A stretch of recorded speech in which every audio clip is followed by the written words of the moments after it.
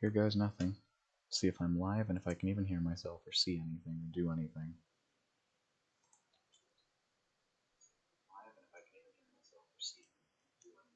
Well, hear it and see it.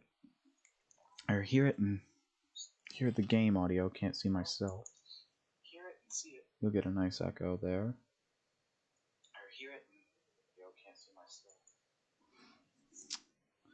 Alright, what do I need to do here? If I...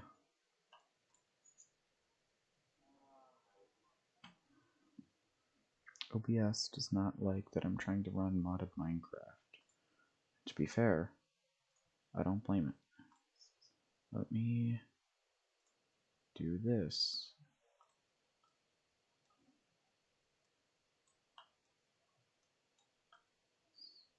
So it's gonna have a real fun border because for some reason the window is perfectly square.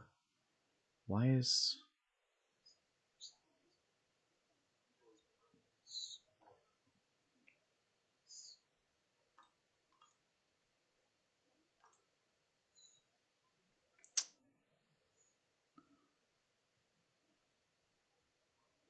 Why is the window perfectly square?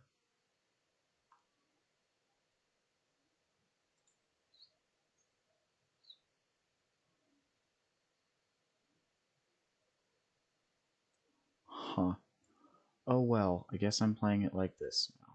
Well, I can watch chat this way without having a replay up, I guess. Oh, I can do a windowed full screen. Does that work? Yeah, that works. Oh, shoot. It still doesn't quite work. Oh well, you get theater bars. Because that's all I'm willing to futz with for now. And here, can you hear the game audio even? I'm gonna be quiet for a bit and let that go through. Ha, nerd, yeah, I know. I'm a nerd. I'm a nerd with a popsicle. It's not, it's one of the, like the frozen sticks of juice that you get at daycare when they just need cheap snacks. Alright, so what I'm gonna do first is I'm gonna set up my wheel. Actually, I can set this up so it captures it too. Let me go. Don't need that. To a random wheel. Picker wheel. Yeah, this works. So, let's set up a capture for this. Add window capture. Picker wheel.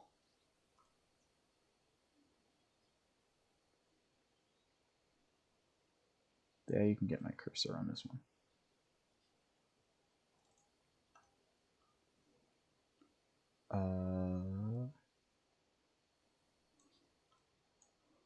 Put this down in the bottom here.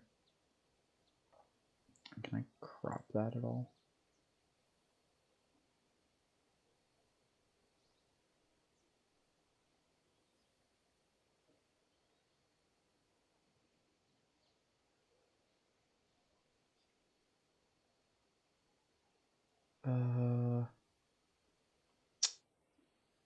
Whatever. You're not going to find anything incredibly incriminating on here. Ooh, look. The Marble Mania speedrun. Ooh, I have Honey installed. Wow. Okay. So, I'm going to start going through a bunch of books that I've read with my high school career. So, in order, we read The Odyssey.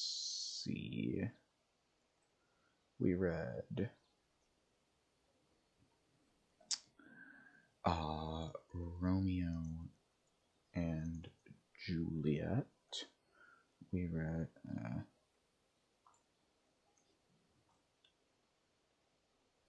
We read To Kill a Mockingbird. Those are the 3 from freshman year. We read Things Fall Apart, but I just read all the smart notes on it, and while I'll talk about it, nobody else will, and there's no way I'm using it on my final paper. So, moving on. Popsicle. Sophomore year, we read Huck Finn.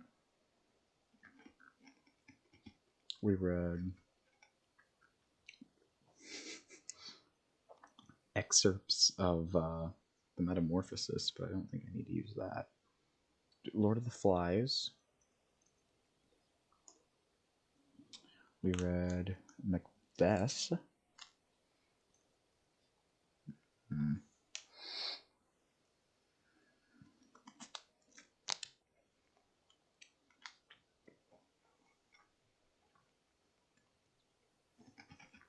And we read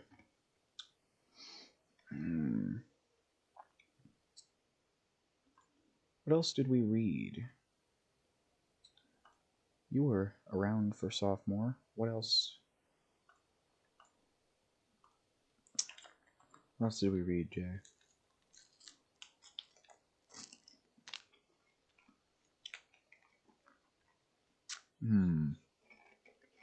Well, I'll move on. Last year, we read 1984. We read, plenty of books. Something like that. I read One Flew Over the Cuckoo's Nest, which was very good. And what else? Junior year. We didn't read that many for Lang. I feel like there was something at the beginning of the year. Oh, whatever. Senior year. The Picture of Dorian Gray. Hamlet. And Pride and Prejudice. There's definitely another one in there somewhere. Maybe. I don't know. This is a good place to start. So, I'm going to be making sure this is capturing everything. Make this big enough that it's visible, I guess. I'm going to spin this wheel. It's louder than I thought. That's very loud. Thank you. So, now then, Lord of the Flies. Let's go through this book while I grind out for blood. Lord of the Flies by William Golding stars the wonderful cast of the fair-haired boy Ralph and the fat boy, asthmatic boy Piggy, and the crazed lunatic leader, self-proclaimed leader. Oh shoot, I haven't slept in a while. Actually, you probably have good demon will. That's fine, I'll just go to sleep. Self-proclaimed leader turned hunter madman Jack. So, one of the biggest things about this book is the plot. And so I'm going to start with the plot.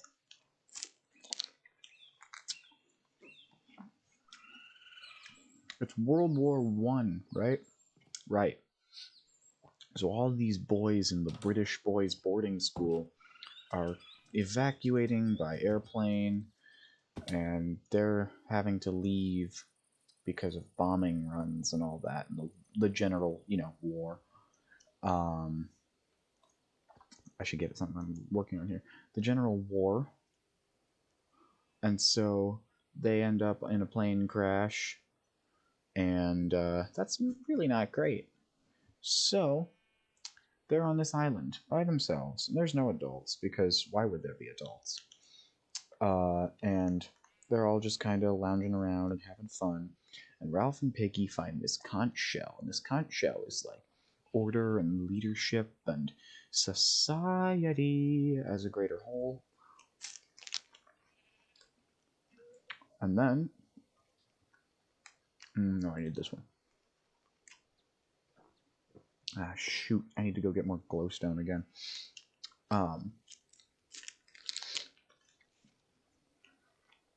So Ralph blows into this conch shell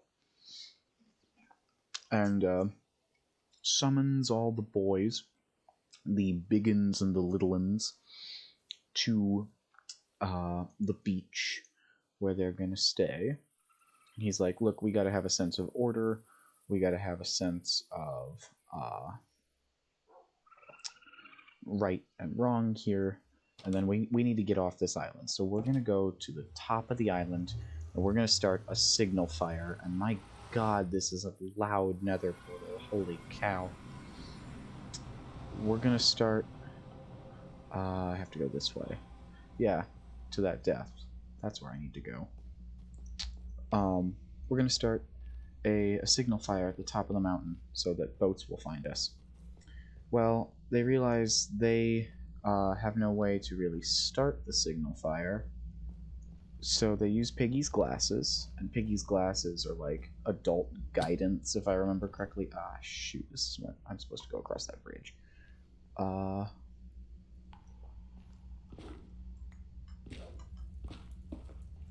Adult guidance, and that allows them to make this fire. And so they're all celebrating and they're all happy, but wait, they've still got work to do, because now they need to survive, so they need to make houses. Jack comes in and he's all like, I can sing a C sharp, so I'm going to lead my choir to be hunters, and we're going to go out and hunt pigs.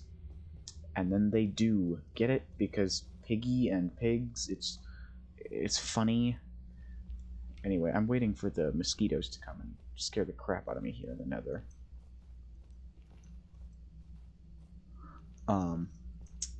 Anyway, and then they do, and they lose... Oh, shoot, I'm not wearing gold, am I? There we go. And they lose... Are you still angry at me? No, but you are. Shoot. Hi. Help.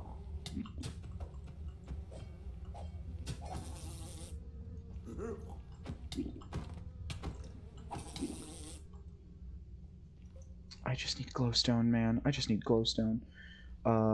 They start masking themselves up to camouflage themselves so that they can get close to the pigs, and it's like covering up their innocence, and they don't feel psychologically like themselves when they put on the pig masks, so that way they can sort of disobey and lose order and sense of themselves and sense of right and wrong. And anyway, that's like corruption and a spread of chaos, and you could make a greater argument for entropy. Other notable characters include Roger and Maurice. What the heck are you doing here? Roger is a sadist who likes to throw rocks at the little ones, and Maurice is a friend who kind of tags along with him. I don't remember if Maurice has significance, actually, but I just remember his name. And then the twins, Sam and Eric. Dear God, that's so loud. Sam and Eric, and they are like order followers. They follow Ralph, and they follow orders, and they represent just like people who follow leadership and get caught up in the crowd eventually. They get caught up so much in the crowd that they are basically one person despite being two people, and that's it's symbolism. Get it? So is there a better way to get glowstone? Liquid starlight into gunpowder. Yeah, I don't have that. Mana infusion of alchemy catalyst and redstone. I could maybe do that. Prismarine crystals. That's a 10% chance. Yeah, okay. So I just actually need to go get more glowstone. God dang it. So, anything else on? No, okay. Um, what was I saying?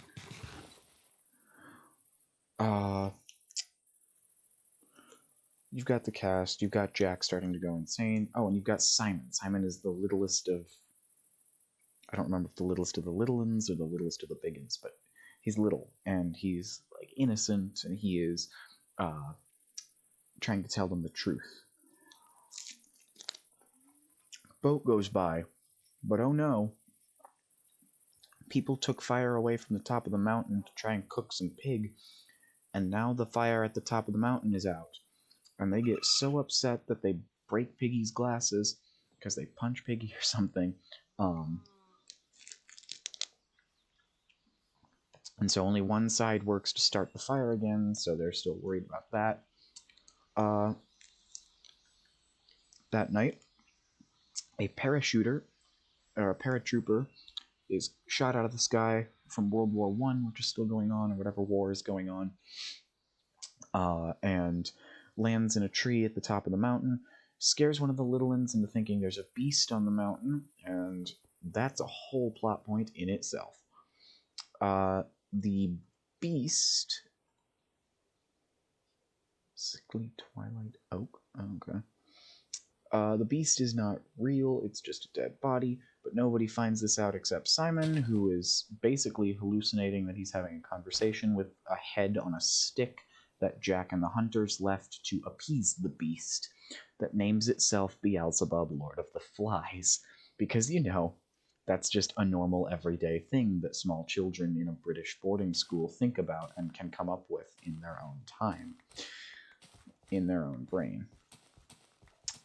What happens next? He goes down, so Jack has slowly been siphoning people away into his, as I'll call it, cult of madness. Bloodsack, ew. His cult of madness, where they celebrate because they have meat, and they kill pigs, and they have fire, and it's not just at the top, and everybody is welcome so long as they denounce Ralph's leadership. And, even Ralph is welcome if he really wants to, you know, but he and Piggy would never come, and then they go over anyway. They go to the party, and it's people dancing around a fire on the beach with spears. Simon comes back and tries to tell them that he's found out that there is no beast. There is only the parachuter. They mistake him for the beast in the middle of the night and stab him to death with their spears. Oops. Look where all that pig meat got you. Maybe you should have taken off your masks. The next thing is then that they bring down Sam and Eric go over and stay at the party. Ralph and Piggy go back home to the other beach where they weren't at the fire. No, you don't get my eggplant. Canopy tree saplings, that's what I wanted to plant. And they're feeling all ashamed of it and guilty of it, but they really want more pig meat because, man, that is some good stuff.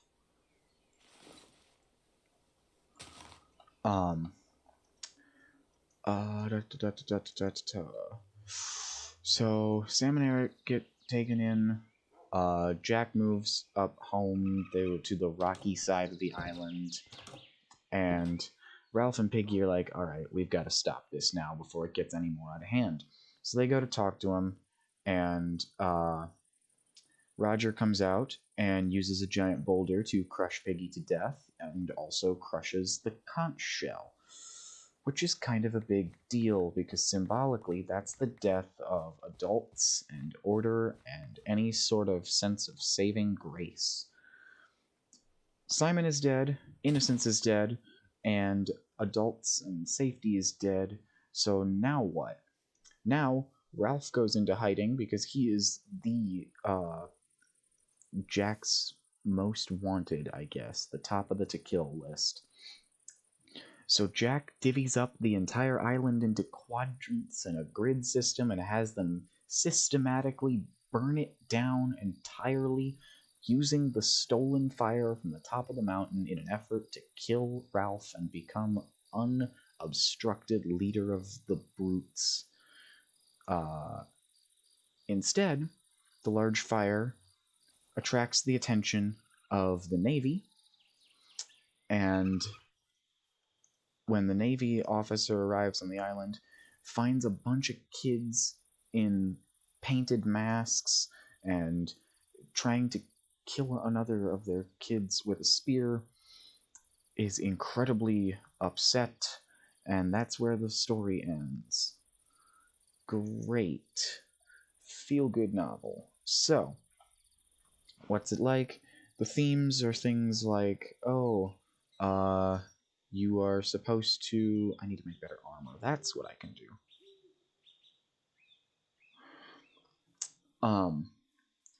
Chaos is inevitable, and children left on their own are always going to decay into, like, disorder.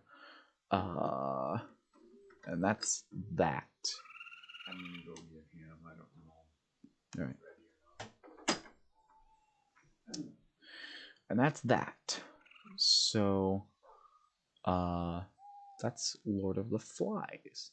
What can I be doing right now? Because I need to be... I guess I can make more capacity runes. Just need a lot of imbued slates then. So... okay. I need... this'll do.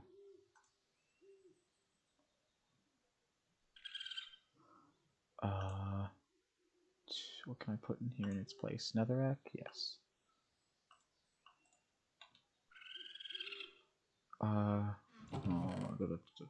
Bones are in there. Sticks are in there.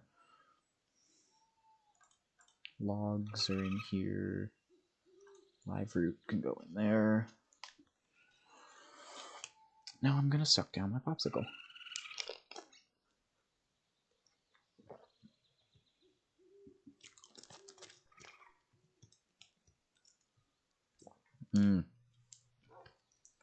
You know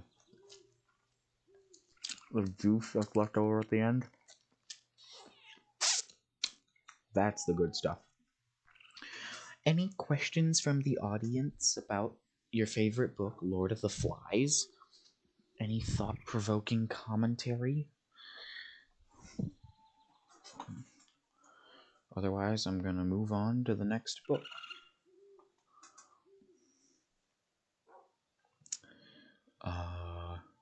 I don't know what to do with this blood sack.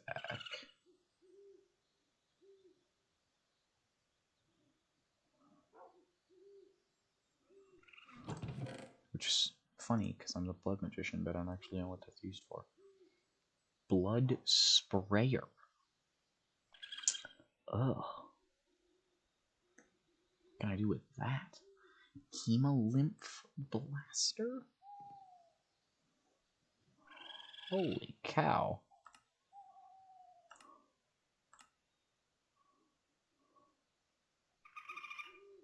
Okay. What can I do with the bat wings, by the way? Bat soup?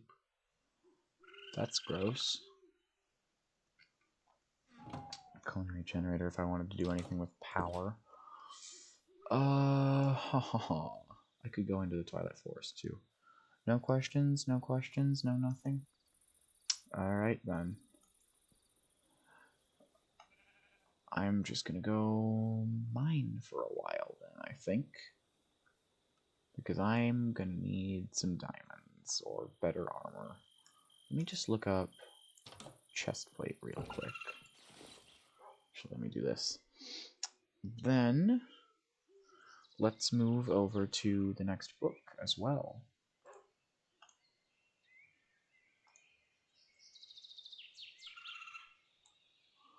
And hopefully it won't be so loud this time. Romeo and Juliet, this is an easy one. So, let me get back into Minecraft. Romeo and Juliet is the Shakespearean love story classic that you all know and tolerate. There's two families, the Montagues and the Capulets. Something something, Fair Verona, where we set our scene. Other notable story characters: Mercutio, the comic and sword fighter guy who just kind of like is around and is friends with some of the Montagues, notably Romeo and Benvolio.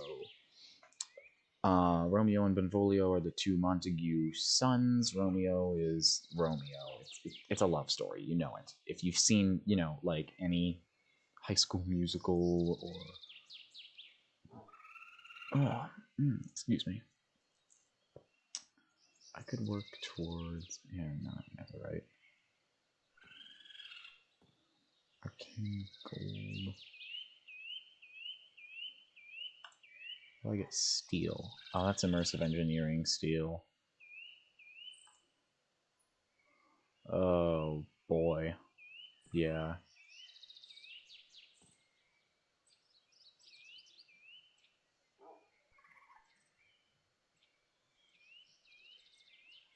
What is iron again? Iron is 6. So, Psymetal exosuit. Great. Plate armor made by a mine colony's blacksmith. Refined obsidian, which is mechanism, which means it takes arc furnace crap. How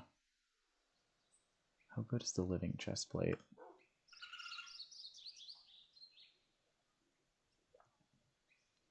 Let me put this back here.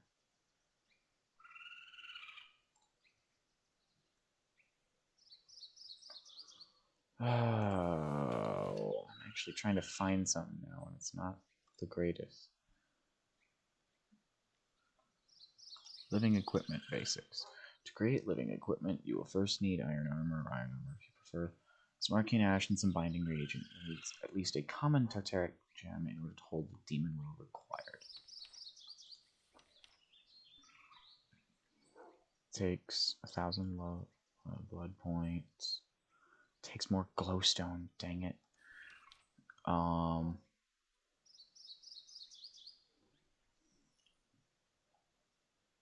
Place your iron helmet, boots, stand back and watch the show. Living equipment starts off equivalent to iron, but has upgrade points that can be spent to train it in specific ways. It starts with 100. There may be ways to surpass this limitation. It's all alive, alright, and it's learning from me. I'd best be careful what I teach it. I can keep a closer eye on what I've learned so far by holding shit when I look at it. Okay, so I should just make a set of this. I can do that with iron, but I should also just go grab more iron. Because that's more mindless than doing alchemy. Romeo and Juliet, they're in Verona. They hate each other because of some terrible, horrible past feud thing. Anyway, Romeo is kind of wandering around in love with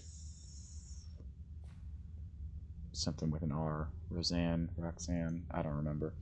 It's irrelevant.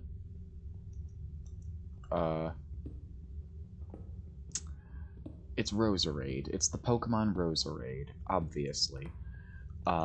He's all pining over her, and he goes to talk to the friar because, oh my goodness, he just has to be with her and, most importantly, sleep with her because, great, good for you, buddy. That's exactly what you need in a healthy teenage relationship, is an obsession with sex. Anyway, he sneaks into the Capulet party because they're having a party, and Tybalt, the Capulet cousin, sees him there and is all like, "This is a Montague. He must not be here. He's gonna ruin our vibe." And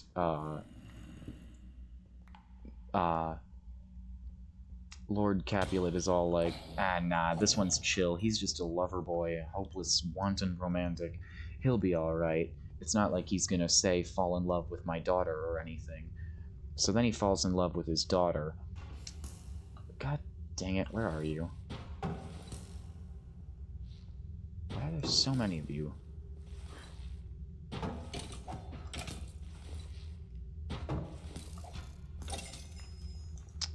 So then he falls in love with his daughter at first sight, and there's a really good song from the 60s movie So Does a Rose or something. I don't know, I like it. And a weird dancing scene where he's dressed as like a lion. What the heck? That's lovely. He's dressed as like a masquerade lion. It's really cool. Whatever. They fall in love, and it's oh so forbidden. And he's like, all right, well, the friar said I shouldn't be so frivolous, so I'm gonna marry her. And he really wants to marry her. And my God, this thunder is ominous in the best way, but it's very loud. And he really wants to marry her, but he does, and that's just it. He just marries her. And anyway, then Tybalt is all like, I know you're with my cousin, and I can't have that because of our feud, so I'm gonna fight you. And Mercutio is all like, whoa, whoa, whoa, hey man, just take it easy now. He doesn't want to fight anyone. In fact, I'll just fight you anyway because you're obviously just upset. We can just have a sword fight and really get it out of your system. Oh my God. Really, just talk it out, get it all out, get a feel for each other, you know? And everything will be okay. Uh. mm. So, they talk, they have a nice long chat. They have a nice long chat where Tybalt stabs Mercutio. They have an even longer chat where Tybalt slices open Mercutio's gut. Then Tybalt runs away, realizing, oh shoot, I just killed the nephew of the prince. I maybe shouldn't have pissed off the royal family.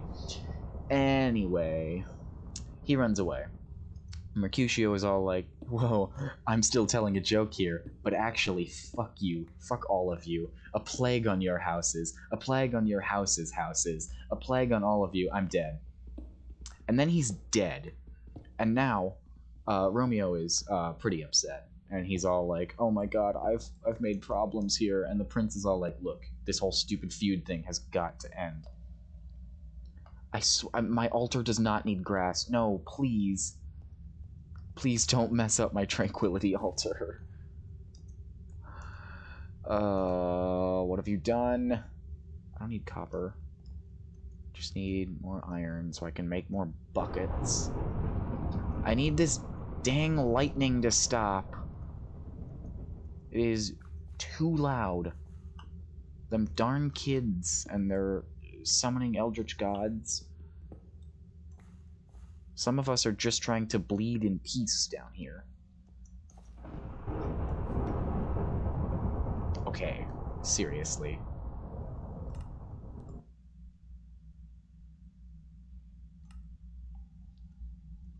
Thank you.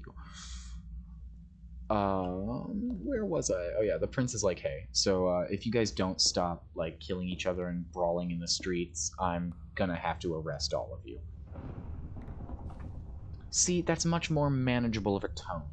Thank you. Thank you. Thank you.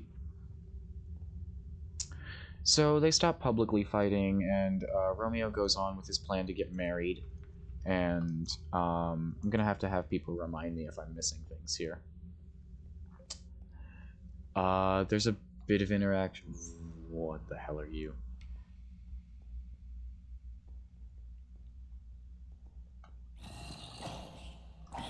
There's a bit of interaction between, is it, Juliet's, like, nun or mistress or something, who, like, teacher, who's like, oh yeah, whatever, I'll help you keep it secret. Anyway, Romeo has to go away for some reason, and they are gonna marry off. I'm gonna have to look this up. They're gonna have to marry off Juliet or something. I don't remember. But so they devise a plan to fake her death using poison, and they're gonna tell Romeo about it by sending him a private messenger. Well, the messenger gets stopped on the way there. Oh, great, I'm about to crash.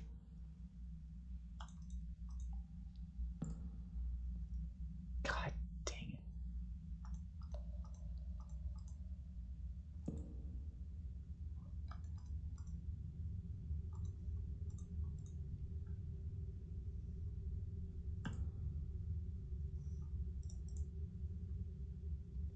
Alright, neat. That's just not working today. That's fine.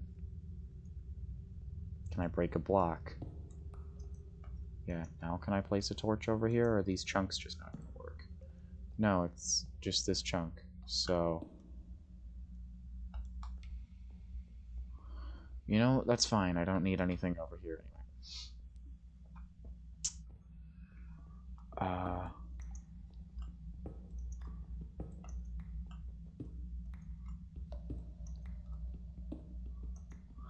Where was I? Oh yeah, so their plan to fake his death really doesn't work, and her death doesn't really work, because Romeo never gets to learn about it, and so he's, as far as he's aware, she actually dies, and he comes back just in time to witness her funeral and sneaks into her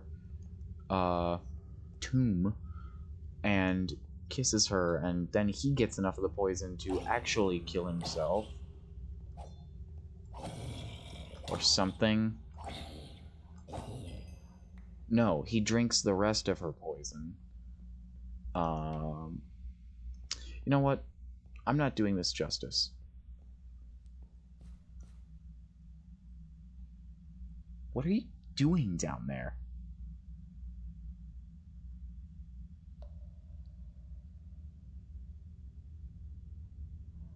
Yeah, I know. One of them stabs himself, and one of them drinks the rest of the poison and then stabs himself. Is that how it is? He just stabs himself outright. Why are you just randomly underneath my house? What are you doing? Could you get up there?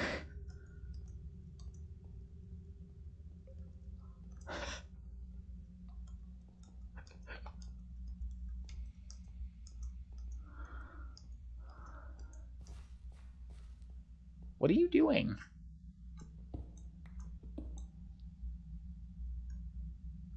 Yeah, okay.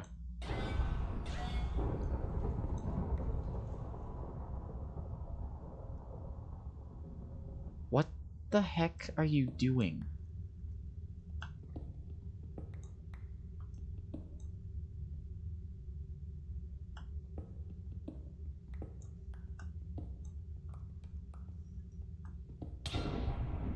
You piece of shit.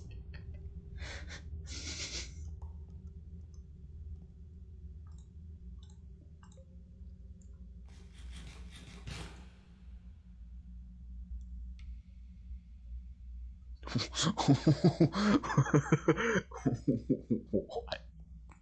What the heck was that? Are you just showing off that you can crawl one block because of something, or what?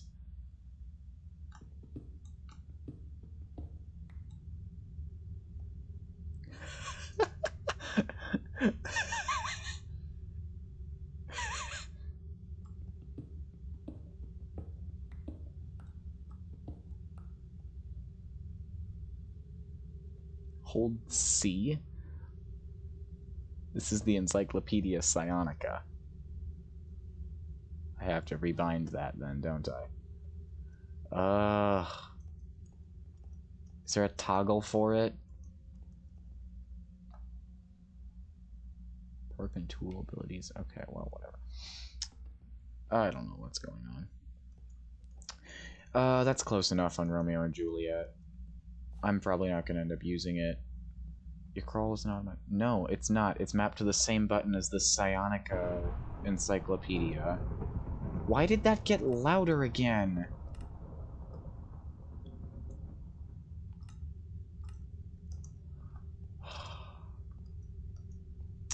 So... Anyway, that's that. I'm gonna have to choose another book soon.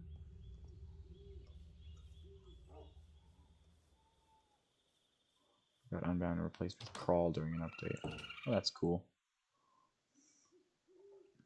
Let's choose another book here. Show the picker wheel. To Kill a Mockingbird. I can hopefully do this one pretty well. I had to help my brother with his assignments on this, so we listened to it quite a lot last year. I need to smelt all this iron too. Press minus to change bullets.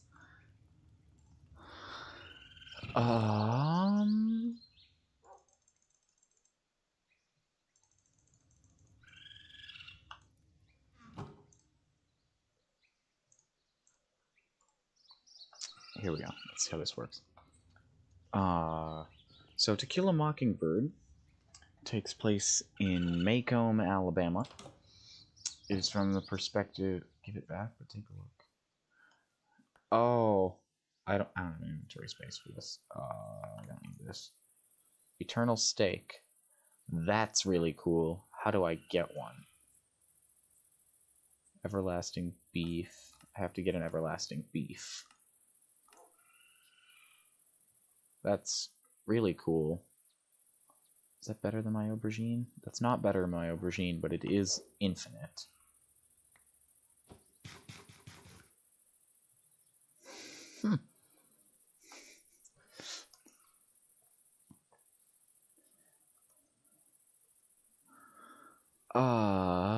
What am I doing over here? I need that iron so I can make more buckets, and then I need to start just doing a bunch of blood. So, God, I need more inventory space. Yeah, I go through saturation so quick because it does the instant regen. That's what I really need, is I need something that gives me the saturation effect, not, or just better regen, because then I can do a lot with that. Put away the aubergine, put away the rotten flesh, bones. Where is the... Does yours make the thunder sound when it strikes lightning now? Has it always made that sound, and has it always been this dang loud? And could just stop striking lightning around everywhere. I swear to God.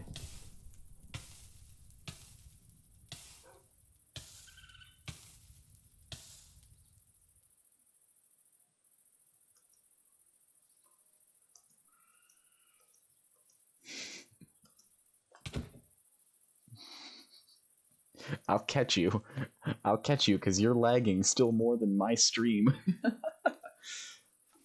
Alright, To Kill a Mockingbird. I need to fix this soon, too. To Kill a Mockingbird is about racism. Oh boy.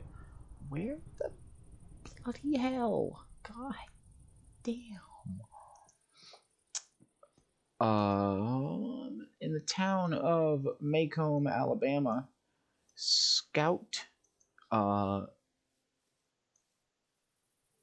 don't remember, her full name is like Jean Louise or something. She goes by Scout, and Jeremy, who goes by Jem, meet... Please don't. You're such an annoyance. You cannot understand how much it bothers me.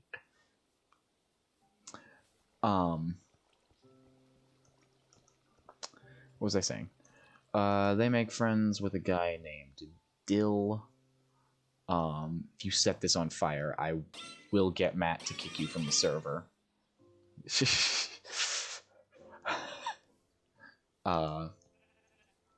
Make friends with a boy named Dill.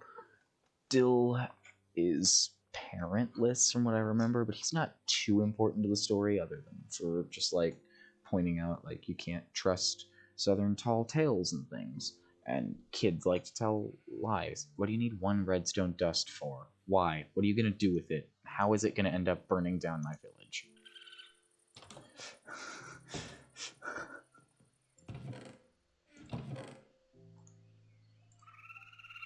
It's like, I have it, but what is it for?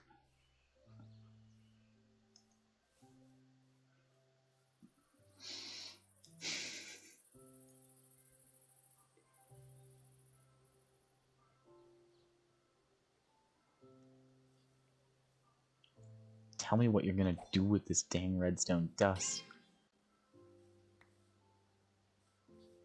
I don't need the demon will, that's why I left it at your place.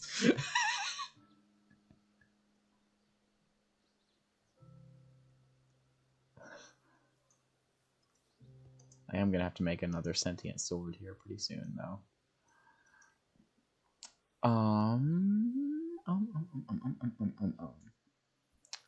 To Kill a Mockingbird.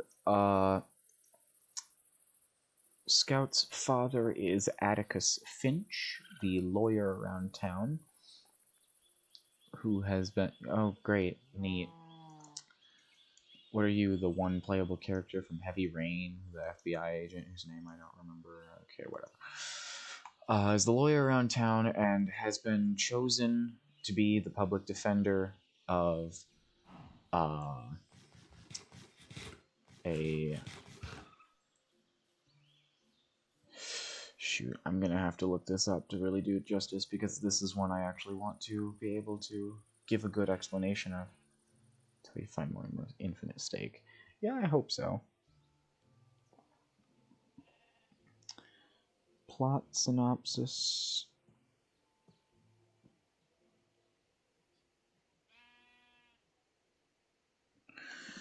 A random cow drop? Neat.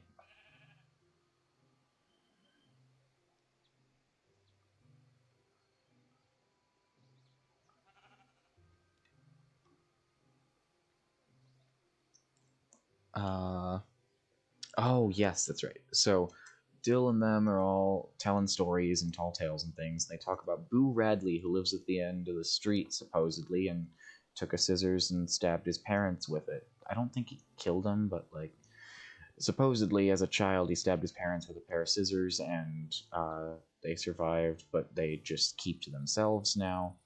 Oh, those grew up. And they don't ever let him out of the house. And supposedly the house is like haunted by Boo Radley. Ooh, oh no.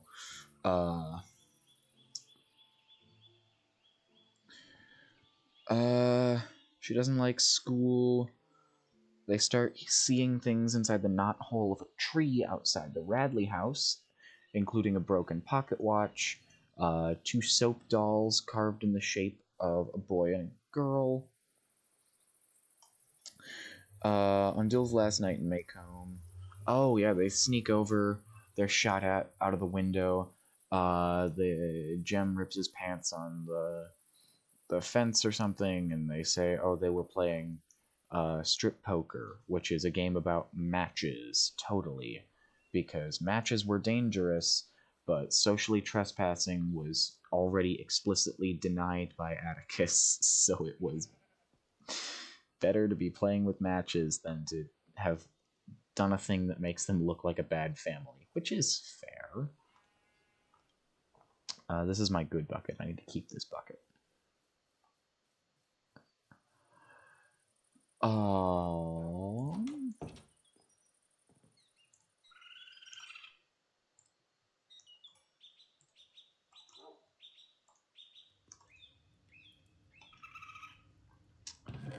They. What else is this? Yeah. Find more presents. The tree is plugged up with cement.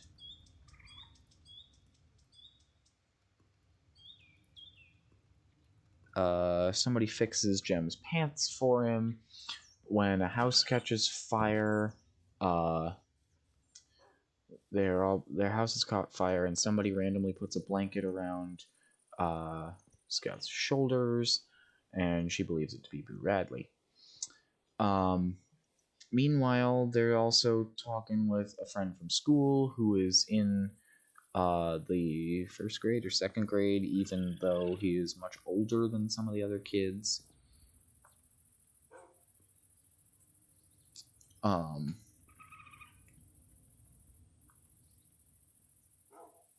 She's told? Is she told? I don't think she's told. She just assumes it's Boo. Convinced that Boo did it. I don't know. She believes it's Boo either way. Whatever.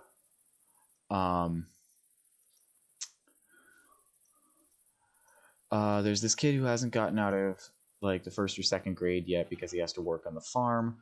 It's worth mentioning this is technically during the Great Depression, so people aren't that great off, and farmers particularly are hit pretty hard.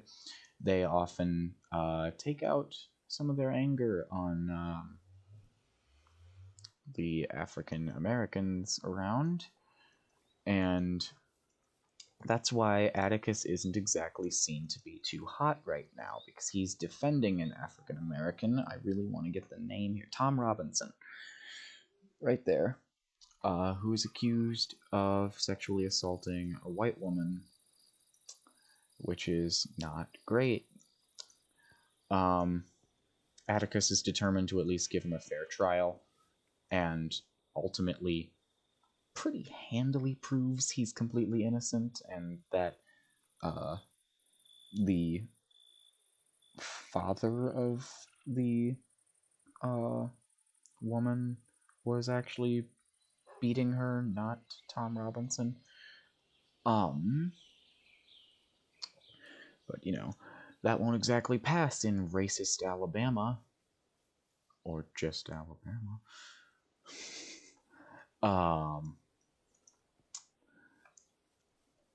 So, the night before the trial, or leading up to, they're keeping Tom Robinson in a jail, and Atticus sneaks out of the house at night after the kids are tucked into bed. Scout follows him down to the jailhouse, where there's a large mob amassed around, and many of them have shotguns. And they are kind of not having the most friendly conversation with Atticus. And I could at least start doing this. So I have 4 more blank rooms I can use. Not having the most friendly conversation with Atticus. Because he's helping protect the guy who is currently in the jail cell, Tom Robinson. Scout jumps out from behind cover, or behind where she was hiding, and sort of shames the mob into going away by talking about this kid, because at the front of the mob is the father of the kid from the farm at school. Where's my divination sigil?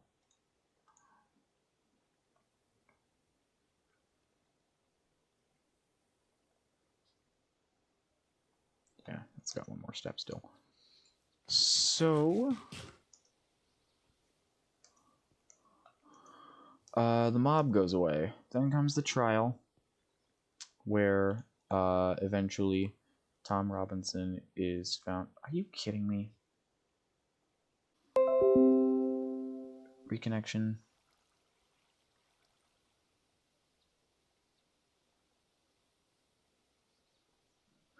Yeah, that is a big part of it. The whole, what's that called? The actual psychological effect like that. Well, yes, mob mentality, but I mean, there's a name for, like, anonymity, separate from just mob mentality, but just the anonymity of it is the bigger deal. I need more blood here already. I'm trying to focus on so many things at once, and maybe it's not. Which one? I'll look it up later.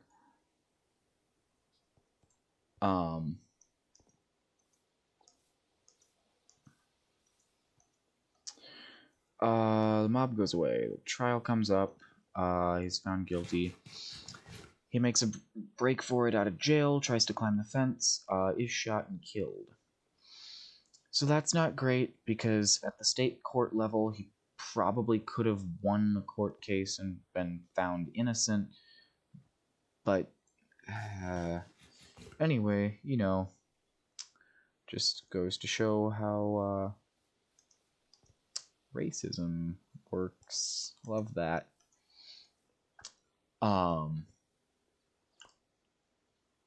It's 3. Where's my polished marble? Does this work? Yeah, works well enough at least. What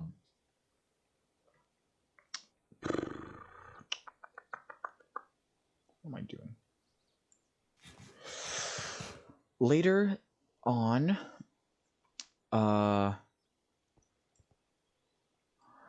Scout is... Hey, Matt, what's up? Actually, you're probably not on my stream. You might not be able to see. Hello.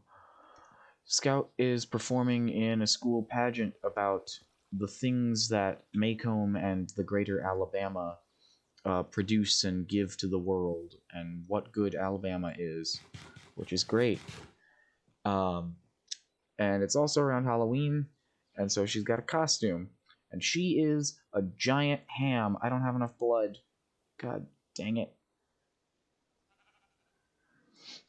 She's a ham, because Maycomb does hams. I can do 2,500 blood at once. I need more blood. I need to get some of those runes of self-sacrifice. You wouldn't happen to have any glowstone, would you, Jeremy? Or would you be willing to venture into the nether with me to, you know, deal with all the pesky mosquitoes and the freaking... Ugh.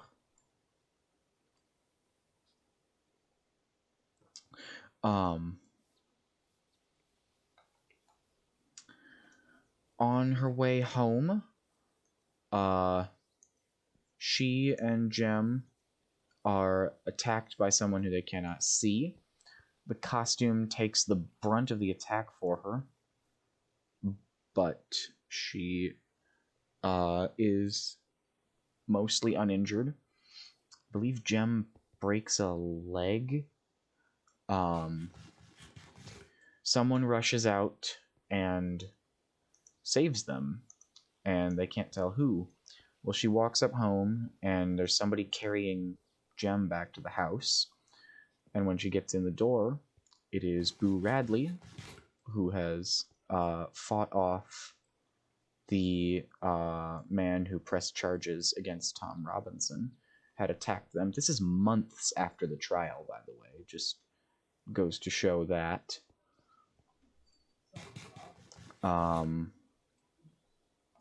So yeah, and it's about not making assumptions. It's obviously about not being racist.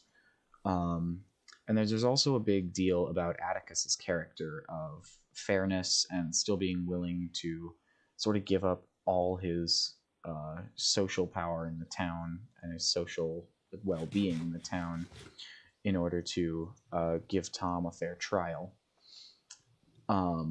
There's a scene particularly that I really like, which partially is because I had to write an essay on this scene, in which an old crazed dog is coming up and down the street, shambling around, and the town is worried that this dog is going to bite somebody, possibly spread a disease, things like that. It's got to go.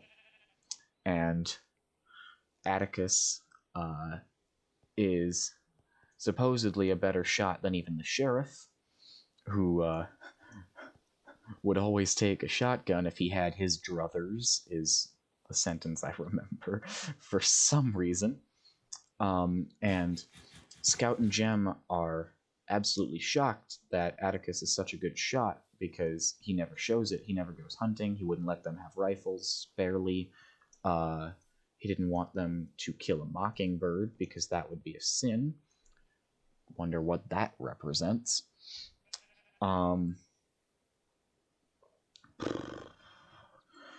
And he's really just humble about it overall, is the biggest thing. Alright, I've got plenty for this then. So is the biggest thing, and that's really what he wants to inspire in his children as well. That's why he doesn't want to tell anybody that he is the best shot in the entire Maycomb area, and has been for a while. And I believe the quote is, he'd be upset if he hit 15 birds in 16 shots, he'd be upset that he'd wasted a bullet or something, is how the quote goes.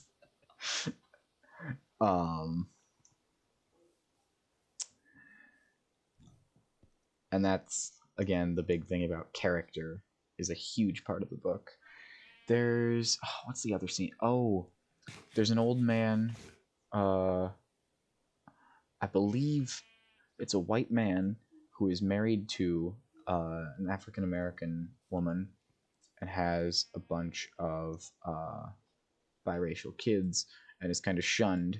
And so he takes the opportunity to make himself appear as an alcoholic so that people will stop shunning him for one reason and just leave him alone politely for the other. Instead, he just puts literal, like, normal Coca-Cola into a paper sack so it looks like he's drinking whiskey around in public. And that's again just like, don't make stereotypes, don't get caught up in that. Much blood. Alright, because for the next blood orb, I need 25,000 blood.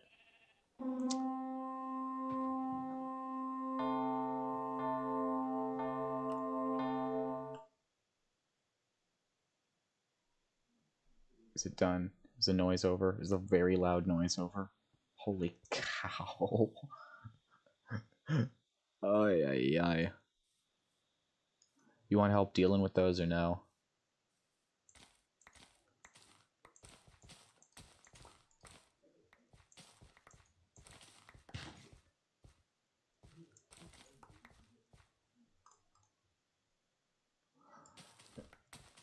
Yeah, you can do that, can't you? Better them than anything with mine.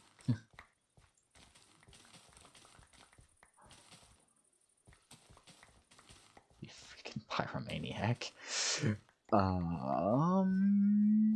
Yeah, so that's... No, but it'll burn them. And especially since you spread so much grass around here. Goodness, you've only given me kindling that you're gonna set on fire. So I have 4 U, I have 4 blank runes. Go back to rune of capacity. Blank runes, bunch of these. I just need a bunch of buckets now. 4 times 3, 12 buckets.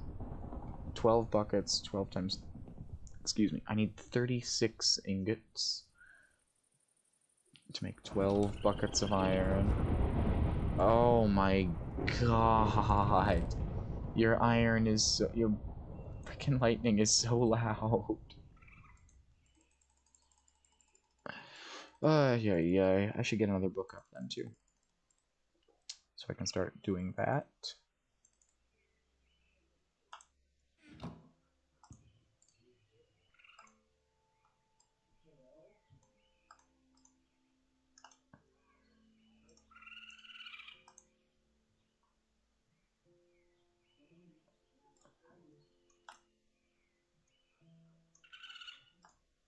Four more runes of capacity. Let's go.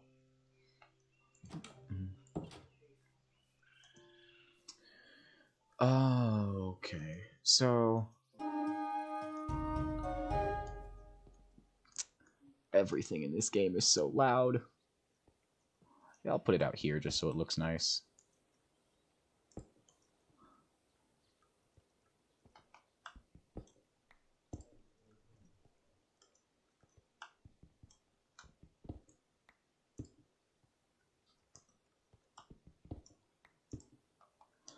Now how much can you hold? 2,600. There we go. So now I just have to fill this. And then I can upgrade my blood orb. And then I can upgrade my that. And then I can upgrade the rest of this eventually. I'll need to use that a lot more. And I really should start on that living armor, actually. So that's a full set of iron.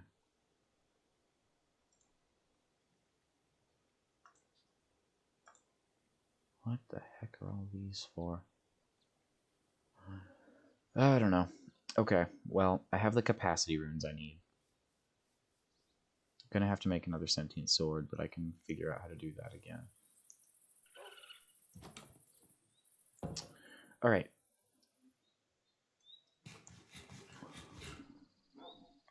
Nothing like getting ready to bleed. Who's in my chests? Are you in my chests? Are you somewhere around here, or my house just making noises?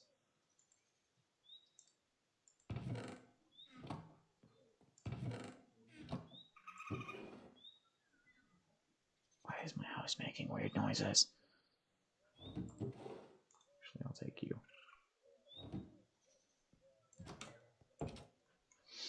Alright, so, new book.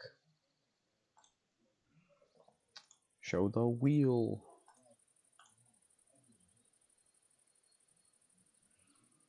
I hope I can do Hamlet. Let's see. The last Shakespeare I did didn't turn out that well.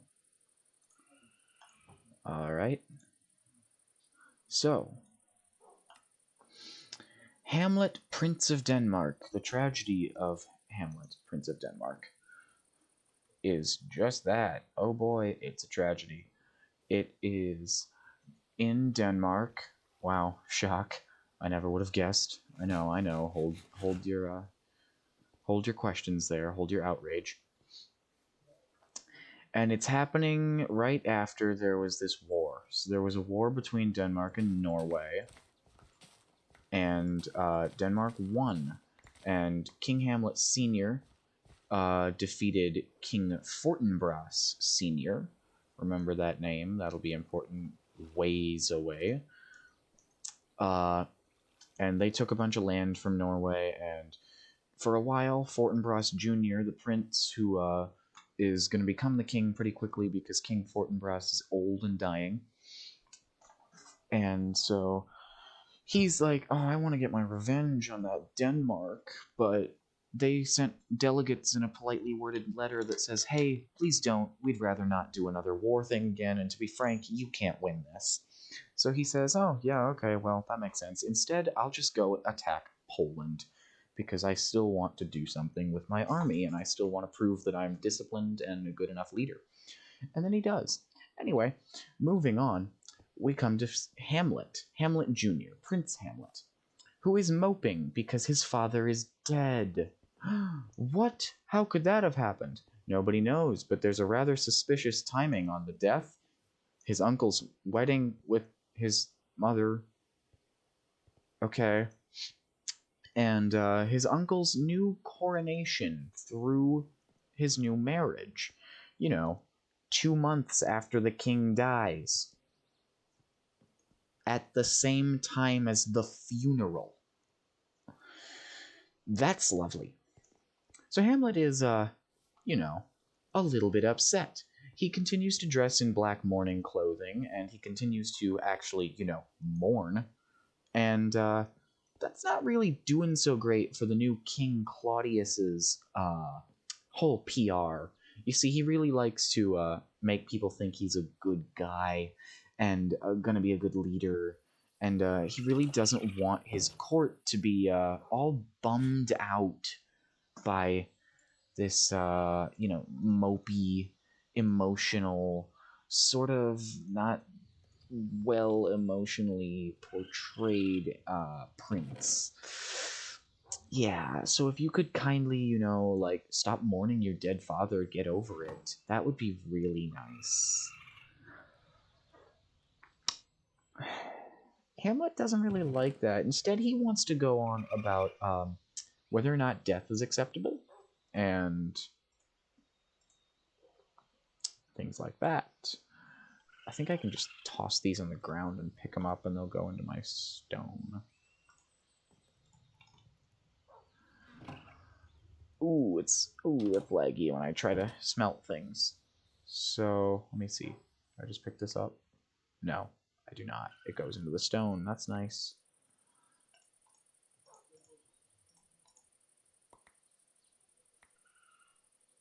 See?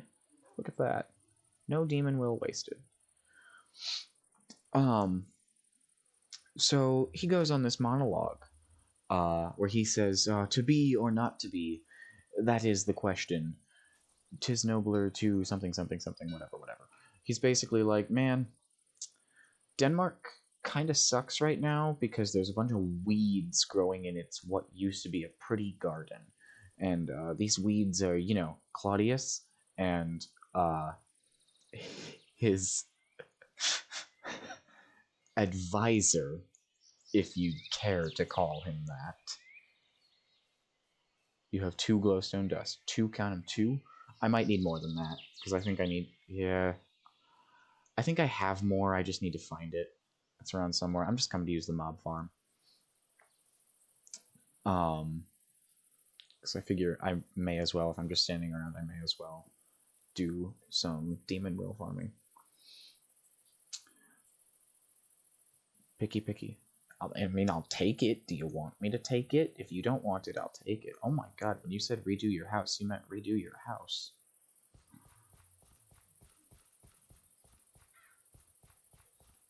Oh, you don't have the ash down either. Oh well.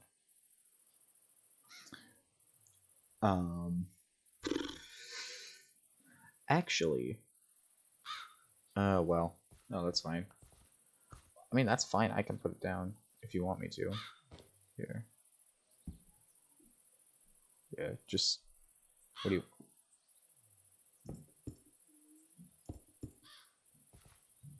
Do you mind if I move your cornflower? Is that important to the process?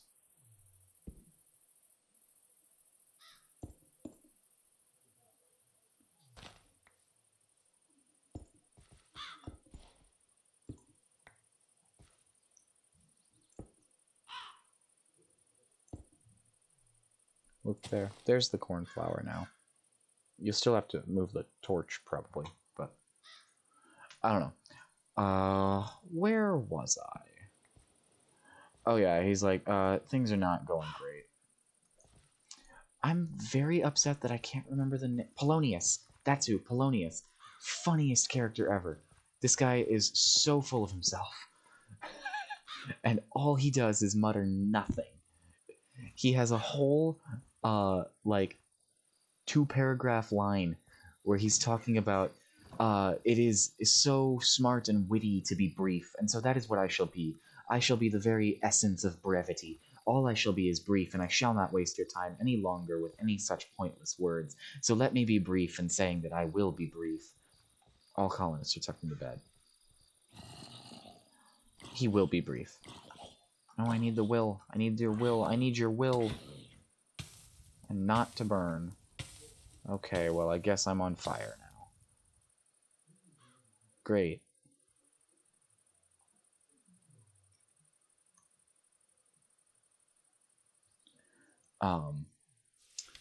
So Polonius is all, just kind of going on about how, oh, you know, maybe your son is upset because he's in love. And also, he's totally really your son, right? And not just your nephew who you've adopted, sort of, kind of. Anyway, what was I saying? Oh, Polonius is one of the bad seeds that Hamlet talks about. Then Hamlet is all like, man, if I wasn't Catholic, I could kill myself. But I'm Catholic, and so it would be a sin. I mean, I could have fixed it, or I could have just... I'm just kind of rambling at this point, Jeremy. I'm just kind of looking for something to do. But suicide is a sin, so I can't do that because I don't want to go to hell. But I don't like life here, so I don't want to be here, so I want to kill myself. Anyway, to the actual start of the show. There's a ghost going around, and some guards have witnessed it, and they have decided that they really don't like it, but they're not actually sure if it's a ghost, or if they're just seeing things and being little scared wimps. So they call in a scholar who also happens to be very good friends with Hamlet by the name of Horatio.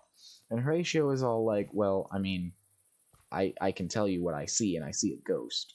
And they're like, oh, so it is a ghost. And he says, yes, no shit, it's a ghost. And he tries to talk to the ghost, and the ghost is all not talking because he's being a ghost. Turns out it's the ghost of King Hamlet, you know, the dead king who was just killed in totally normal ways that were not at all suspicious and totally make sense. And there is nothing suspicious about this death at all. And he will only talk to Hamlet Jr. So they bring Hamlet Jr. out, and the king ghost is all like, I'm dressed in military garb because it's symbolic.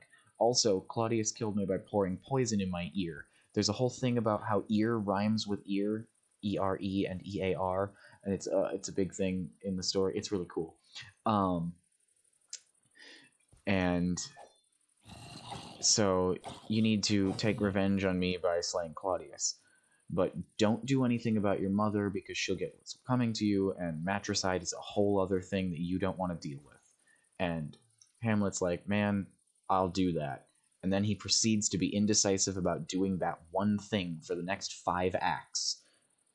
So, now back to Polonius. Polonius is all like, hey, maybe your son is upset because he's in love with my daughter, who I have just told cannot be with him because, obviously, he as a prince will have to have an arranged marriage with somebody of a fitting status, and we are not of a fitting status, even though I'm now the king's right-hand man.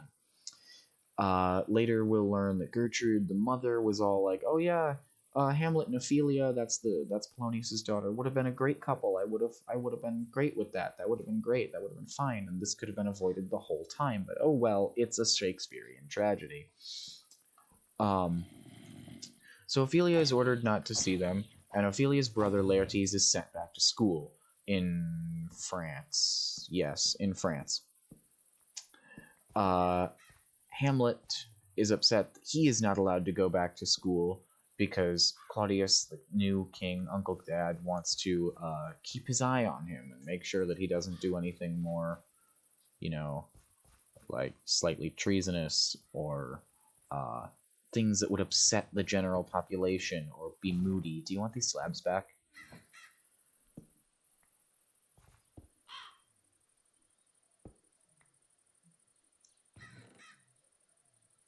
No? No stone slabs?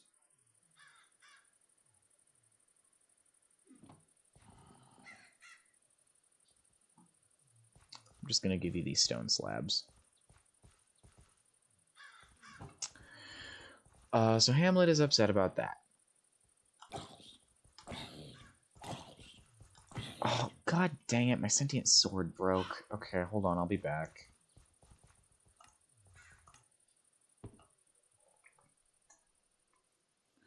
What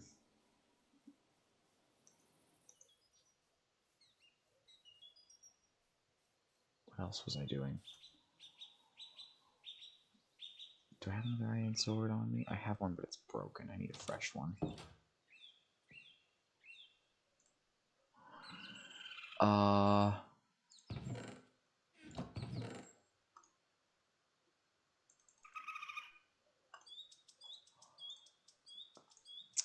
So Hamlet comes back and he's all like, "Ah, yes, I don't know if I can really trust this ghost though. So I know I'll use these conveniently timed players to enact a play that will mimic the way my father supposedly died. And then I'll know for sure whether or not the ghost is telling the truth. Because if the ghost is telling the truth, I'll be able to see the guilt on Claudius's face. So, I'm going to take these players aside, and I'm going to make some adjustments to their script and request a special Greek play, which is really cool because it's a real play, but they just change it slightly to make it fit, so that they'll be lying in this orchard, and the king will have poison put in his ear. And this way, I'll be able to test. But I also want to make sure that I'm not just seeing things, so I'll get Horatio in on it too, because Horatio's really cool. Also, these 2 new random dudes have showed up, and their name are Rosencrantz and Guildenstern. And Claudius has set them to spy on Hamlet because he's spying on Hamlet to figure out why Hamlet is upset when it's fairly obvious why Hamlet is upset if he's still dressing in mourning clothes and mourning his father. But, man, Claudius just cannot figure it out. What else? 62. Perfect. Half a stack more of aubergine coming right up. Actually, I don't even need to. I can do that right here.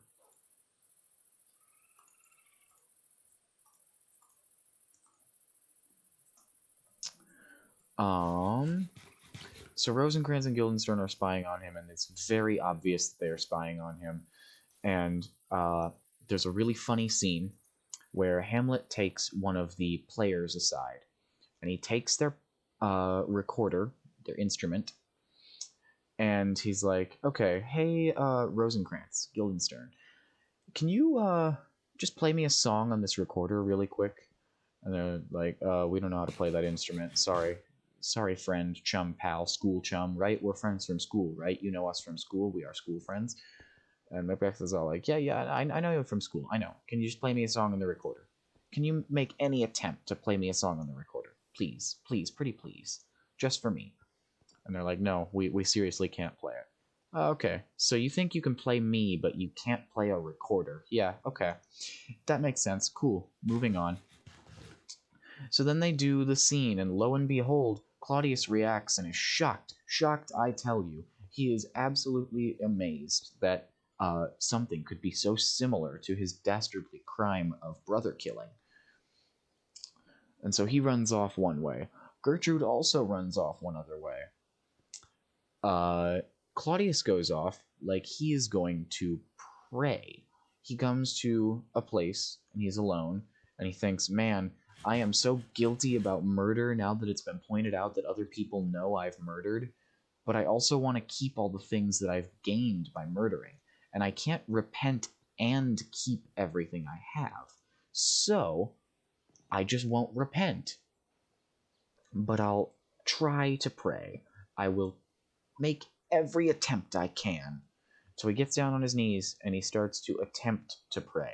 And Hamlet comes in and he's like, oh my gosh, this is my chance. Here he is. Aw, shoot, he's praying. If I kill him now, he'll go to heaven. And I don't want that. I don't want that at all because I want to get revenge. I can't kill him while he's praying. Also, I'm still undecided about killing him because I'm indecisive. And that's just relatable. So he runs away and he goes to see his mom instead. Polonius also goes to see Gertrude because Polonius is now also spying on Hamlet because Polonius is still trying to figure out why Hamlet is so upset. Hamlet has also been like acting incredibly strange around Ophelia and kind of weirding her out in weird ways. So Polonius is still convinced that it's love sickness. Anyways, he goes in to spy on the conversation between Gertrude, the mom, and Hamlet, the Hamlet. Instead, Hamlet realizes there's a spy in the room, thinks it might be Claudius, stabs Polonius through a curtain, and kills him. Oh boy. He then hides the body and it's never found for the rest of the play, which is hilarious. So now Hamlet is a murderer. And he's gonna be sent away. He's not really gonna be able to be killed there in Denmark because he's really popular and he's royalty and they aren't gonna be able to like technically try him. Plus it would be a bad PR move for Claudius to put his own adopted son to death. So instead, we'll just send him off to Great Britain with Rosencrantz and Guildenstern with orders to have him killed upon arrival. Yeah, that'll work great. Hamlet somehow in this confusion steals like the signet ring or whatever it is that makes the king's seal on letters and makes them official, and gets away with it just because. Whatever, he's sent off to England. At this point, Ophelia is kind of going nuts. She is mourning her own father, sort of, but she's got all the men in her life turning against her because Hamlet has now abandoned her because Hamlet thought that she was in with Polonius and distrusts her. Polonius is now dead, but even when he was alive, he was just telling her to beware of all men and don't trust Hamlet. Laertes is gone to France, her brother has gone to France, but he was telling her to not trust Hamlet either. She's really not feeling the greatest. And so she starts passing out a bunch of flowers, and all the flowers are symbolic of different things like spite and forgiveness for Gertrude-ish, and like there's a whole thing about flower theory which is really cool, but I don't know it well enough to feel good enough to get into it here in specifics. I should make sure this isn't full, actually. It is full. I'm wasting time.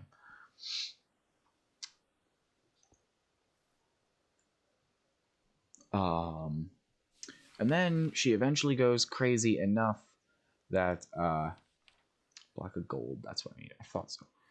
She, drowns herself. She gets into the river. She is singing by the side of the river while picking flowers. She, falls into the river and continues to sing as if nothing else is happening. I have 50 glowstone in here. I just didn't recognize it because of the dang texture change. I am wonderful.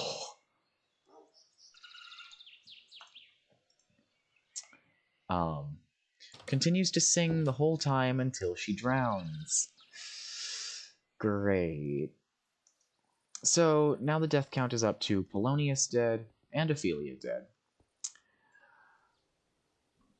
Wonderful news, sort of, kind of.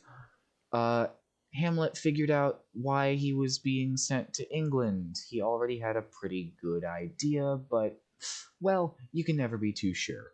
Anyways, he finds out that, oh, he's gonna not do great things in England. There's gonna be some bad things for his health. And so instead, he rewrites the letter so that Rosencrantz and Guildenstern are to be killed when they arrive in England. And he, instead, is attacked by pirates, and they agree that because he is the Prince of Denmark, he can offer them reward money or whatever, that he will get a ride back to Denmark to show up miraculously on time for Ophelia's funeral. That's right, it wouldn't be a Shakespearean fourth act if there wasn't a funeral. Let me open my Swedish Fish mini bag, because I am hungry. I'm very hungry. Oh shoot, this is going to start draining into that. Start my colony? What? I didn't do that. I got a blood orb. I didn't do that. I got a better blood orb. Oh yeah, I'm technically connected to Jeremy's colony.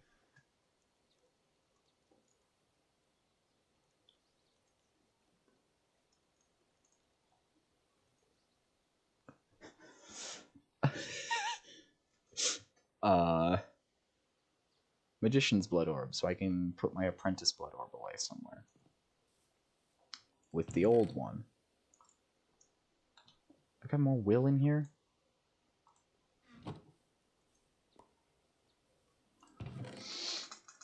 Elderflower, single redstone dust, crimson roots. Why do I have all this? Where was I? Oh yeah, he arrives back in time for Ophelia's funeral. Someone's come back from France for this, and it's Laertes, and he is reasonably upset that his sister committed suicide and his father is dead, and Hamlet has not been held accountable for either. And they still haven't found the body of Polonius. And so he's pretty mad. And he gathers some forces and some local militia, basically, along his way back to Denmark. And he storms his way into Claudius's castle, and he's like, look, you're gonna hold your son accountable, or I'm gonna kill him and you myself, personally. What say you to that? And Claudius is like, whoa, whoa, whoa, whoa, whoa, wait, I just got news that some pirates are bringing Hamlet home. You can duel him in a fake duel, and I'll poison your rapier and some extra wine just in case, and we'll kill Hamlet. Don't you worry, just please stay away from me, because you're actually, like, a renowned sword fighter and probably the best fencer in all of Denmark. Cool, cool, thanks. So they decide to do that. Hamlet shows up at the funeral, gets mad at Laertes for a while, proves that he was still in love with Ophelia regardless of any doubt for it, and they have a competition as to who would do the more insane thing. They have like a bragging competition to see who would say the more insane thing to prove their love for Ophelia. And then they have a fist fight inside the hole, the grave, while the casket is in the grave, and they're just kind of standing in there, shoving each other around and shouting. You know, 23,000 life points? Nice.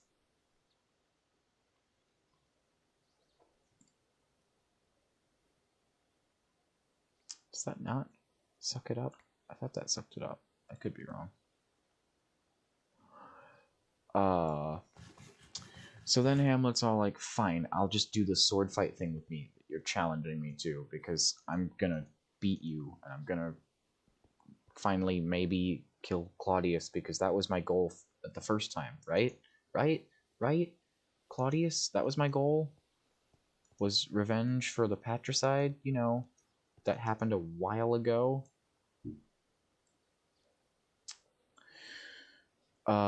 So they do.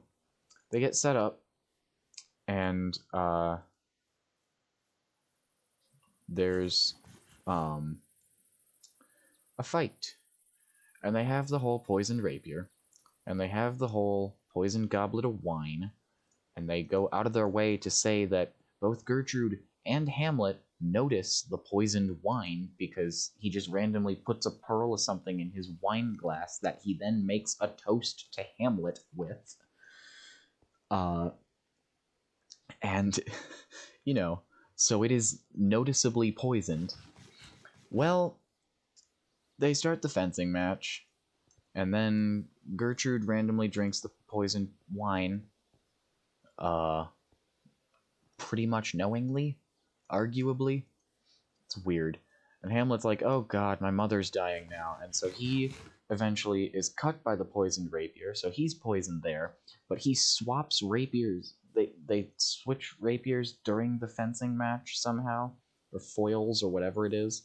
And then he gets Laertes with the poisoned rapier, but they both forgive each other at the last minute because they both realize, oh my goodness, we're after the same thing right now, and we have the same person to blame. And then Laertes dies. And now finally, Hamlet stabs Claudius with the poisoned rapier, and then forces the rest of the poisoned wine down his throat. And Claudius dies. And then Horatio is all like, no, you're gonna die, and without you, what am I gonna do? And it's honestly, you know, it is. And Hamlet's all like, no, you need to survive, you need to live, if you ever loved me, live. And so he does. And then Fortinbras busts down the door. You remember me? The new king in Norway? Yeah, that's right. I decided to come back for what the heck happened here? Why is everybody already dead? And Horatio is all like, yeah, so I'm not exactly sure, but these three were poisoned because this one killed herself, because this one killed that guy in the curtain room, because this one killed the old king here. Anyway, you're a good leader. Why don't you take over Denmark?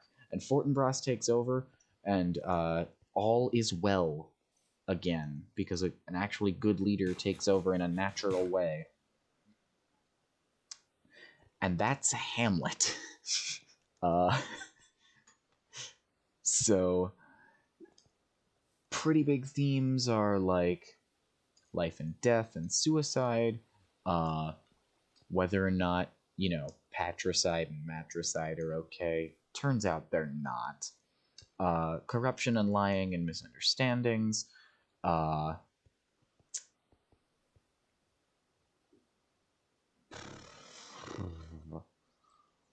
Hamlet's got a whole extended metaphor about the Garden of Denmark and how the weeds are growing in it. There's that whole thing with the ears, and there's something with I and I, EYE and AYE, that is similar, but not exactly the same.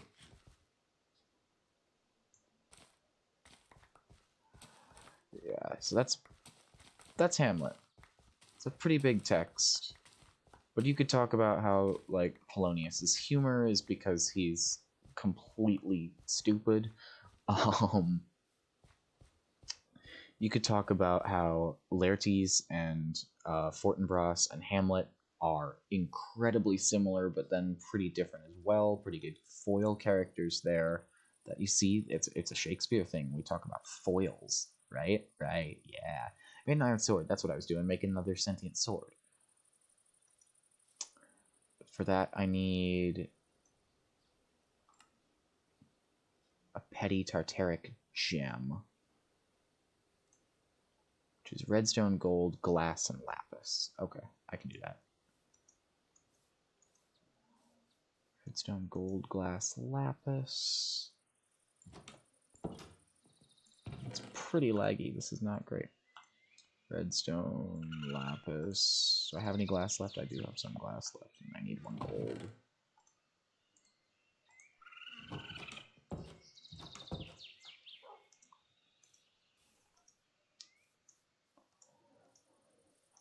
But yeah, that's Hamlet. That's one of the best. It's in the Hellfire Forge, isn't it? One of the best Shakespeare plays. I've liked it a lot, at least. I need some will for this. Yeah, there we go.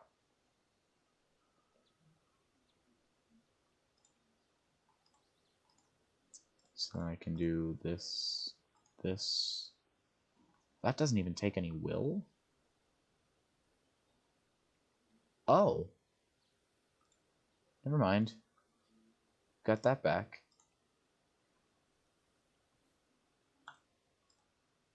Where's the flames on it?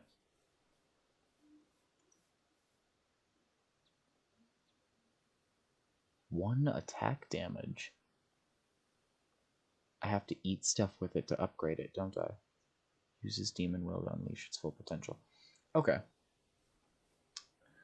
I should make living armor while I'm at it. What was it for the...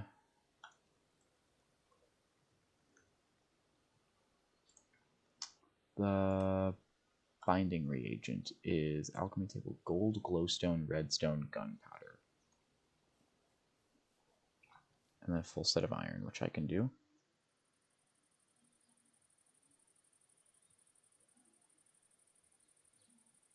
Yeah.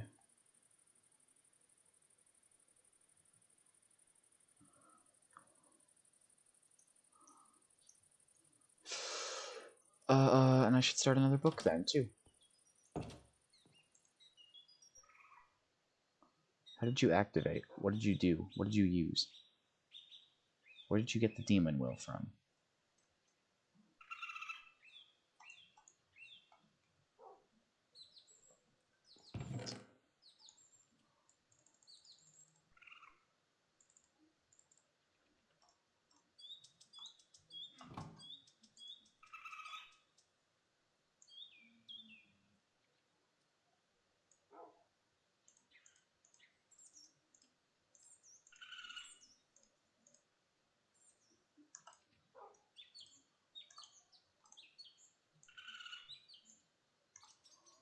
Okay, so I have that. Now I need the binding reagent.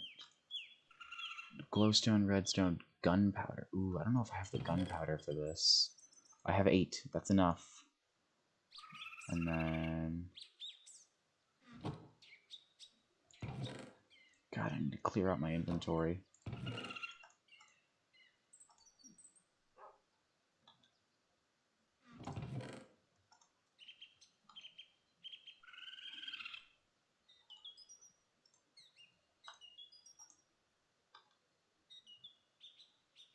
Where do I keep my arrows again?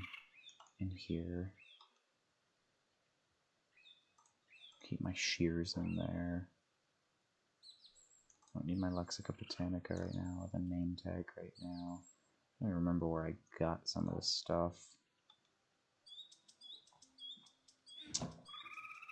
I need gold nuggets. 4 of them is perfect.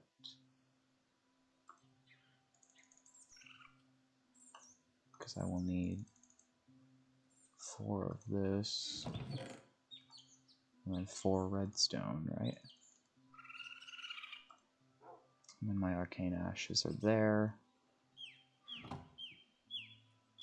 So, alchemy table. Actually, let me grab the arcane ashes while I'm at it, because then I can just go right to it.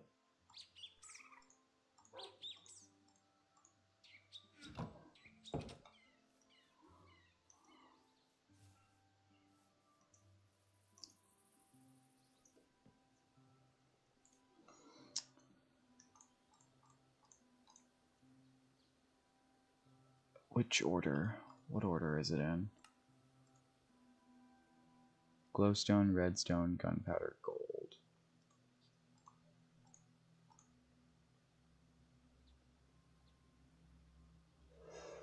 No? Maybe?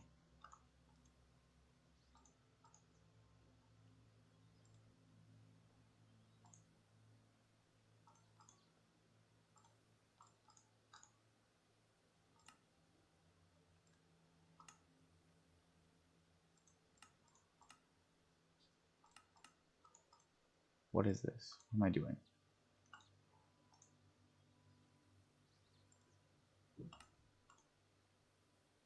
Oh, pff, duh, blood.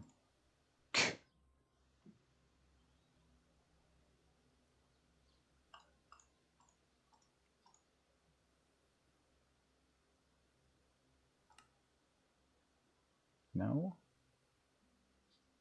How much blood does it take?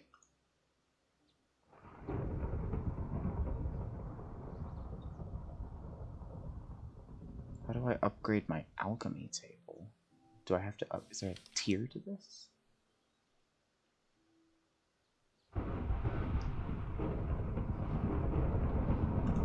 I can hear you setting something on fire, or lightning, or whatever you're doing. It's so loud.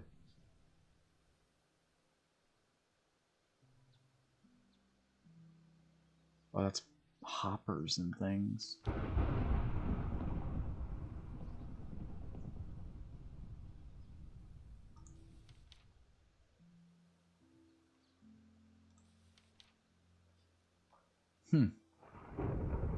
I can make...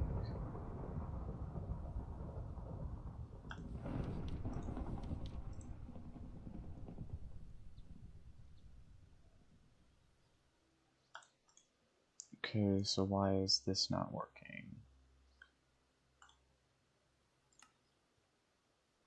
Binding reagent. Cost 1,000 life points.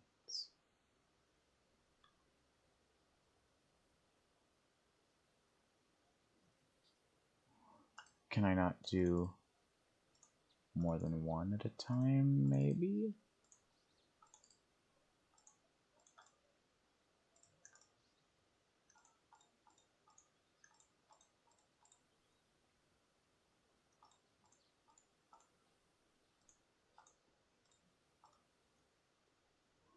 No? Do I not have enough blood in me?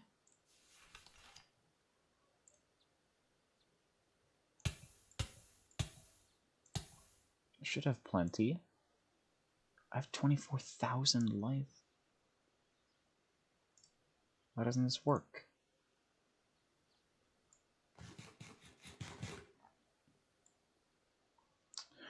I don't know. Anyway, let's get a new book up here very quickly.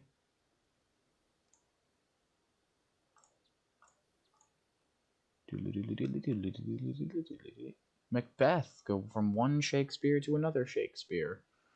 This one might be a little tougher. I like it quite a bit, but it's been a while since I've read it. Oh, okay. Now it decides to work. Best thing in the whole mod pack is your crow friend. Yeah, now you decide to take my blood, so I just must have been lagging out quite a bit. Binding reagent. If I go back to this. Binding reagent, and then the armor. So. Macbeth takes place in Scotland. Let me put in one. Shoot, I shouldn't have done this. This is way bigger than I remember.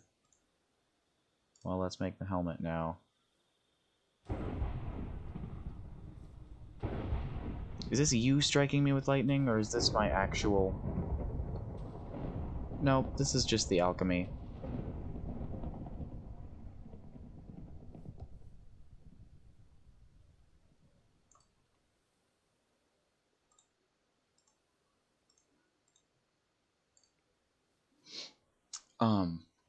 Macbeth starts with a bunch of witches, and they're all like, we've got prophecies, and we're gonna tell them. We're gonna drive the plot, basically, and Macbeth is going to be important. And so then it's all like, okay, so Scotland is having a war, and Macbeth is doing good things for the war effort, and this is very loud. Someone's house? Add? All the way over there? Probably coal, if I had to guess down that way. Maybe, is it dark oak wood?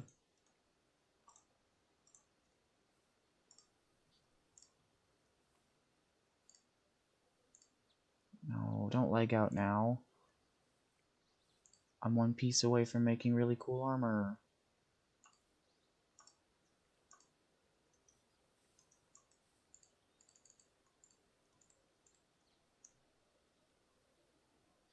No, how do I get the...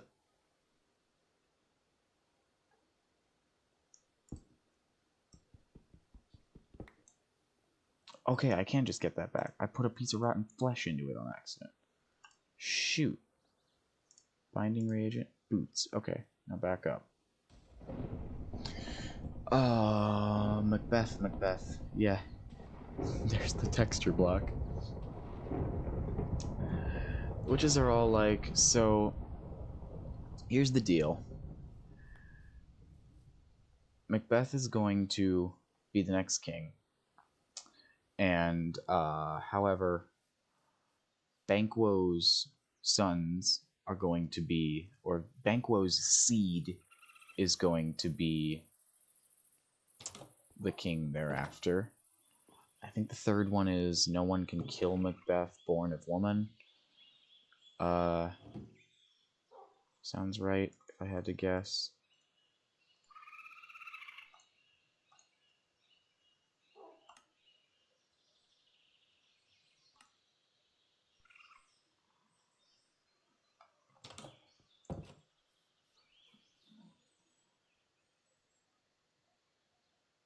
Oh yeah, this looks pretty cool.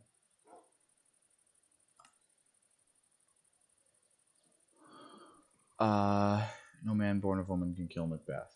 There's probably more to it than that. I'm gonna quickly look up the plot summary to this one as well, just because I don't want to mess these up.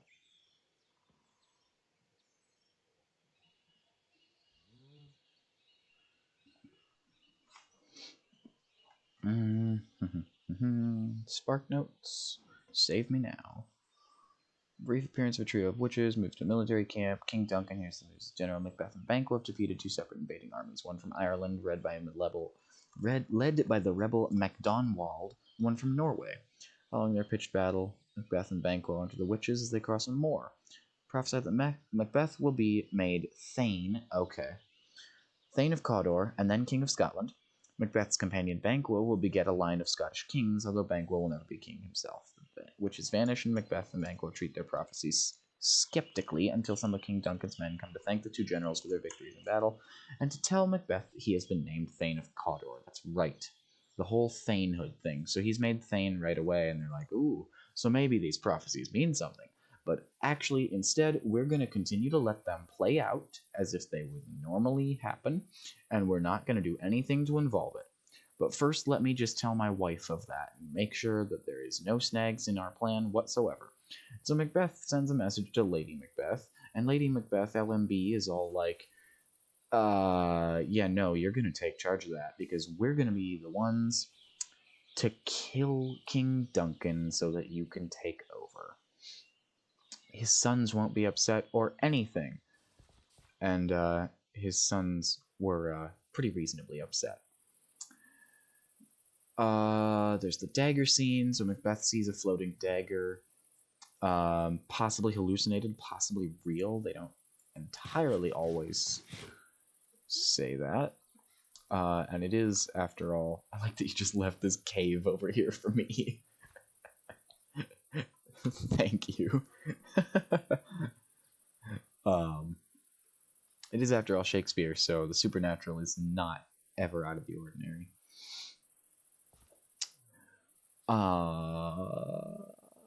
What is Old Death? Oh yeah, when I got stuck underground there.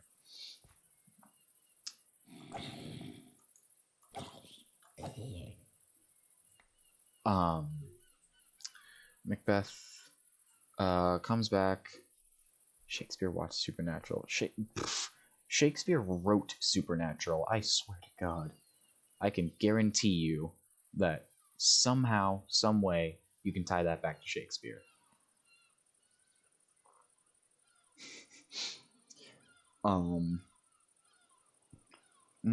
Yeah, well, I'll just read this one. I don't even... Macbeth is intrigued by the possibility that the remainder of the witch's prophecy that he will be crowned king might be true, but he is uncertain what to expect. Visits with King Duncan, they plan to dine together at Inverness, Macbeth's castle, that night.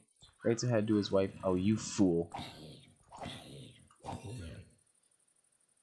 You darn fool. You left me in here with the enchanted ash. I can just stand in a corner and it'll spawn stuff on me and I'll be safe." Lady Macbeth is not...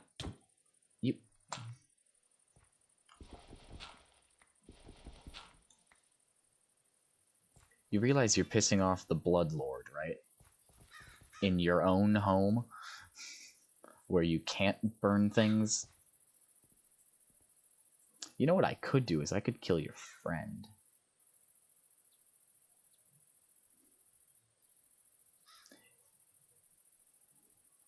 Do you think I care for your gods? They bleed the same as everyone else.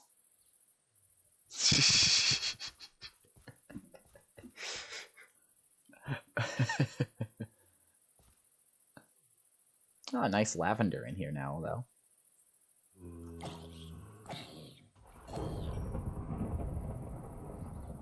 You burn your own village down, I won't care so much.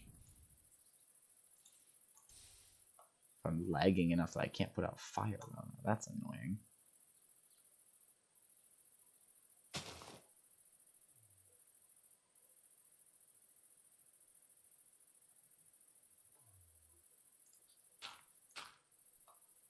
Now then, where was I? Lady Macbeth is all like, "Yeah, okay, so we're gonna kill him, and you're not gonna be any upset about it at all. You will have no qualms about it. You will kill him. Be a man." And there's a whole thing about her wanting the spirits to unsex her so that she can help him.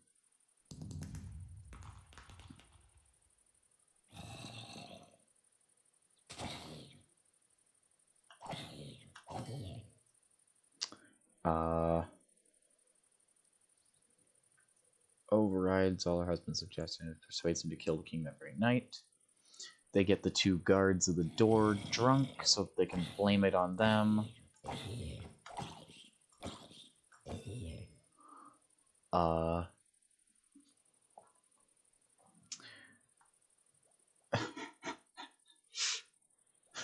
While Duncan is asleep, Macbeth stabs him, despite his doubts and a number of supernatural portents, including a vision of a floating bloody dagger. When Duncan's death is discovered, Macbeth kills the chamberlains, ostensibly out of rage. Why are you just putting a drying rack in here?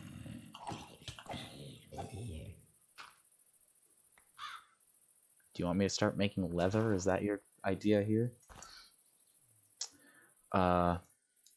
Easily assumes kingship. Duncan's sons, Malcolm... Would you frickin' stop? I'm trying to read my Spark notes.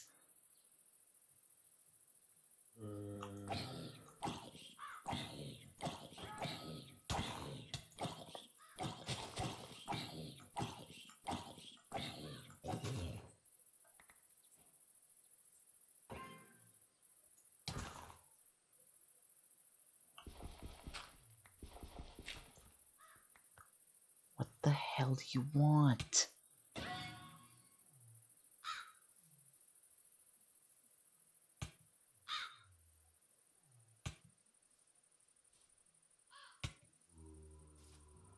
You know your crow is attacking me, right? Do you want me to kill your crow?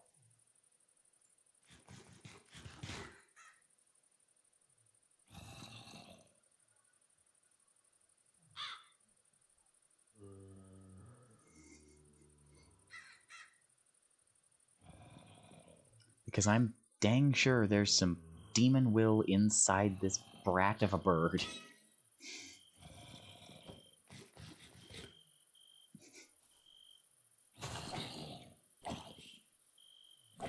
Okay, well, your freaking guard is gonna... Are you kidding me? God damn it.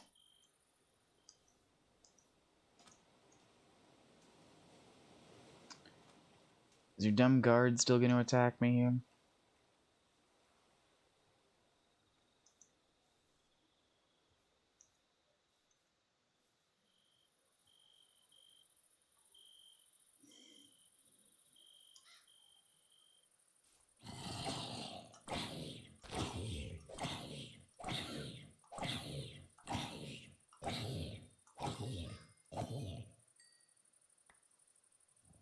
I just want the demon will and to read about Macbeth, for the love of God. Is that too much to ask?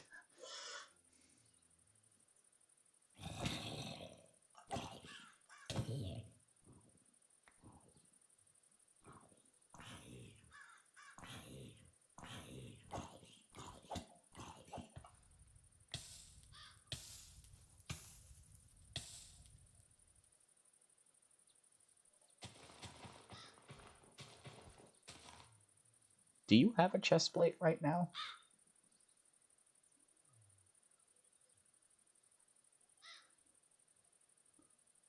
I didn't even care about the flowers. I just didn't want the...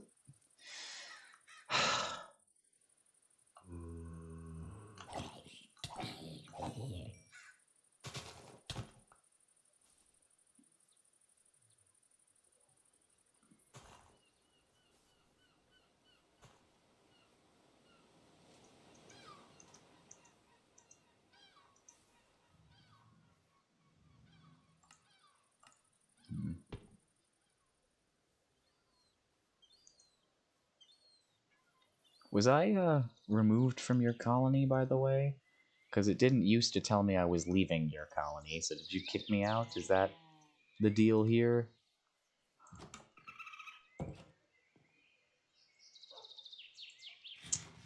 Great. Bet I can't open doors or use freaking crafting tables anymore, then. If you'd stop, just egging me on, I won't make threats. It's a pretty simple solution.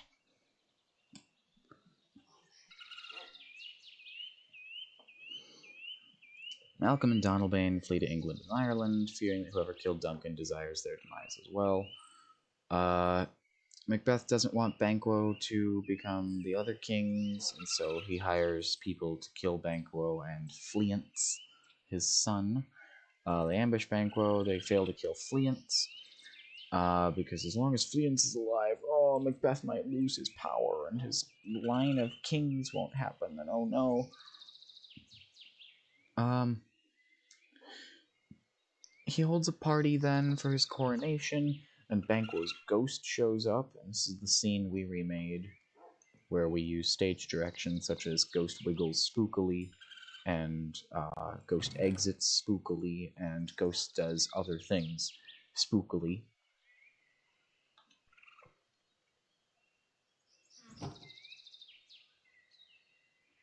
Okay, but the difference is I'm not striking you with lightning.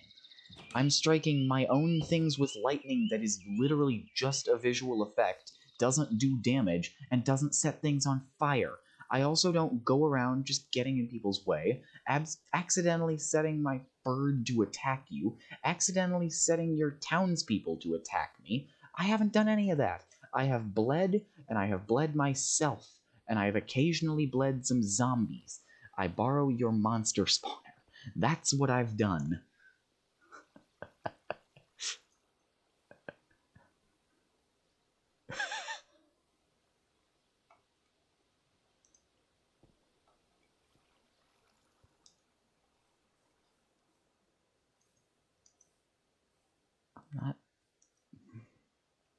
I'm not actually angry. I know that's hard to tell.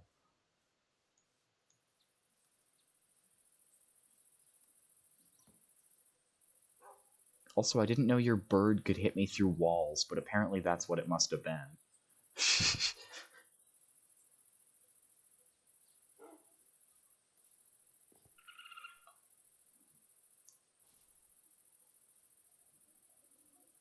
Ay. Where am I? Oh, yeah.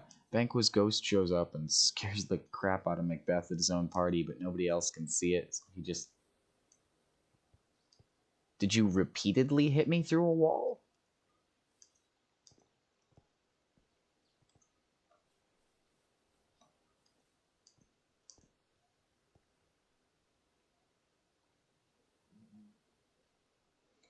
So yes. Accident, sure. Which blood do I have left? Okay.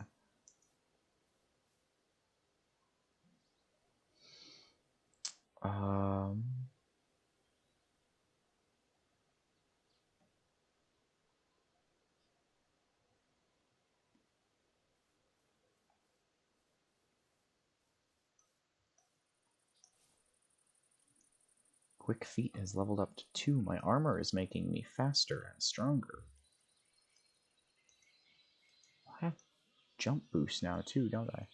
That's cool. I bet I can swim with it too, and I should probably like take some damage so I can get the protection mod on it. So Macbeth is now incredibly scared that he has 1, pissed off the supernatural, 2, committed a crime against nature, 3, not killed Fleance, so he's not gonna be able to like be king forever. And won't that be a shame? And his line won't be kings forever. And that's an even worse shame. So anyway, better go talk to the witches. Oh my god. Shield.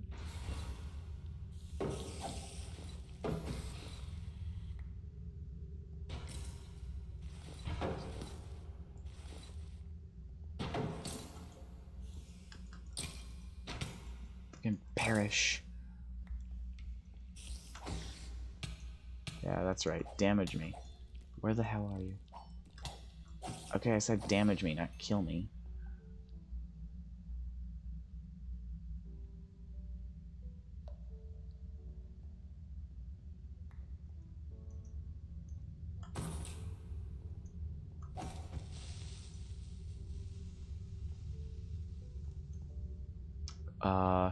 So he goes back to see the witches.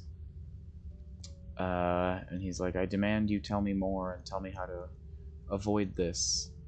And they are like, you cannot be defeated you cannot be killed by any man born of woman. Oh my gosh, my jump boost is a lot.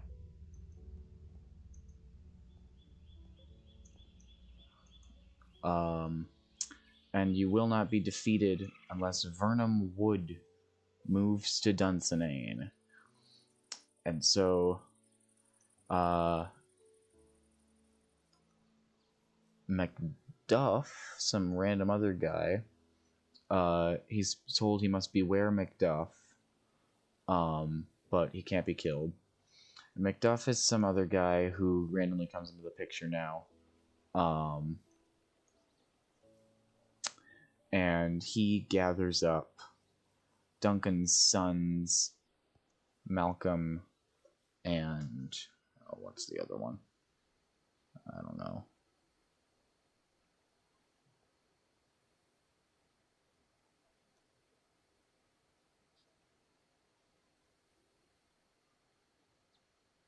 Yeah, just Malcolm.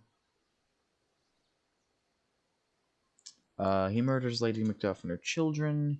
Macduff is stricken with grief and vows revenge. Malcolm, Duncan's son, has succeeded in raising an army, so they ride forth to go and attack Macduff. and they have the bright idea of taking branches from Vernum Wood to camouflage themselves, and that'll move Vernum Wood to Dunsinane, which makes for some pretty uneasy times for Macbeth, who's starting to realize, shoot, there's little workarounds to all of these prophecies.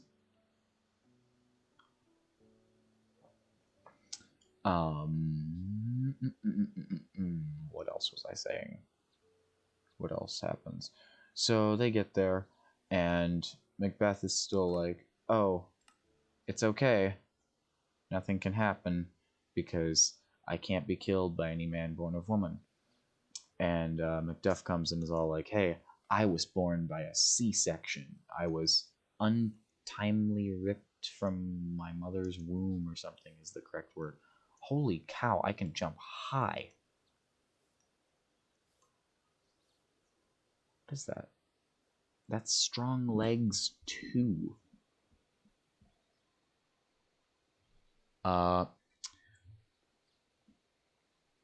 Lady Macbeth suddenly becomes guilty and kills herself.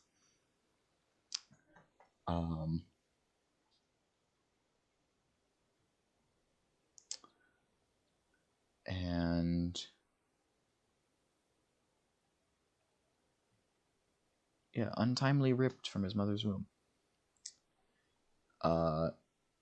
Macduff kills and beheads him. Malcolm takes over Scotland, and that's pretty much it. Big thing is ambition and like stupid decision making and trust in the supernatural and things like that. I'm getting so off topic at this point because I'm focusing on Minecraft again.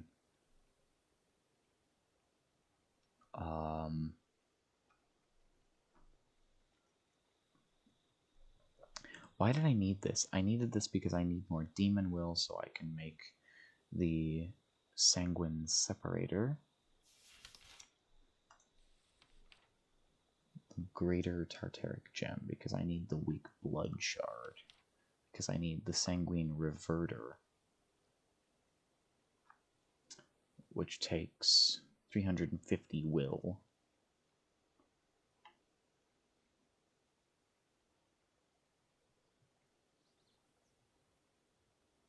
And then I can do, I need an alchemical reaction chamber too.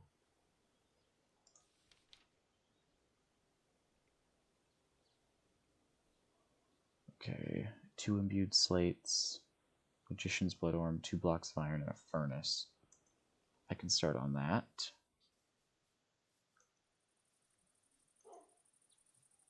I am much faster now. You're not getting my food, raccoon. I already gave you enough of it.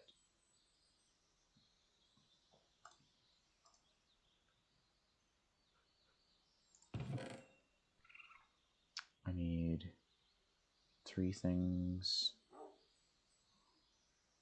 And disciple do.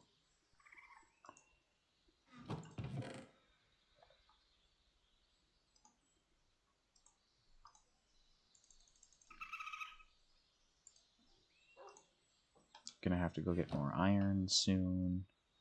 I'll need enough cobblestone to make a furnace.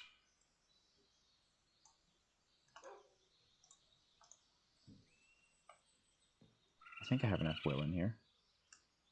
403, yeah, I've got enough. Open the chest. Lag out the game.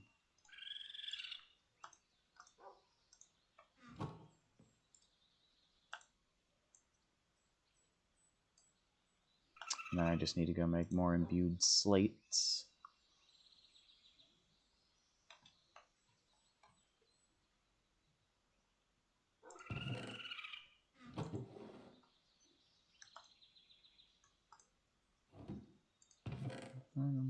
Congress on its way to Dunsinane. Get it? It's funny because it's a reference, right? Time is at 11 o'clock. Holy cow, I've been streaming for a while, haven't I? Ah. About 2 hours.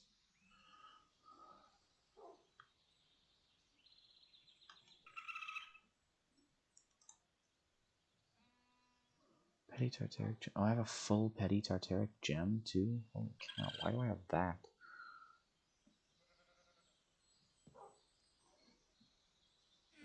I guess for now I'll put you up here just because I need more space.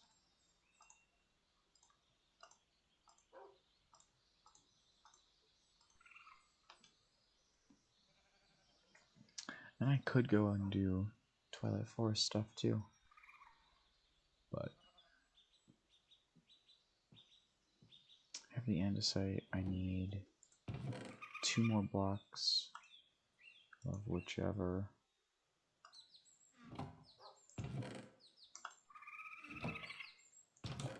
To make 2 more imbued tablets out of, which means I don't know how much blood I have left in here. Not enough. Okay.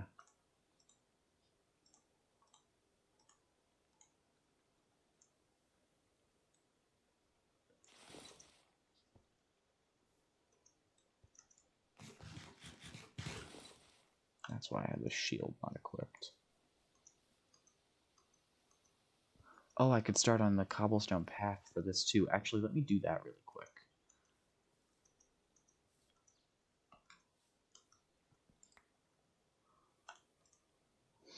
So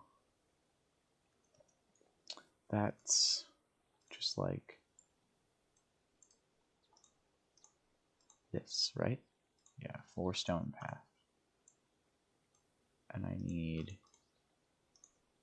at least 12, but I could do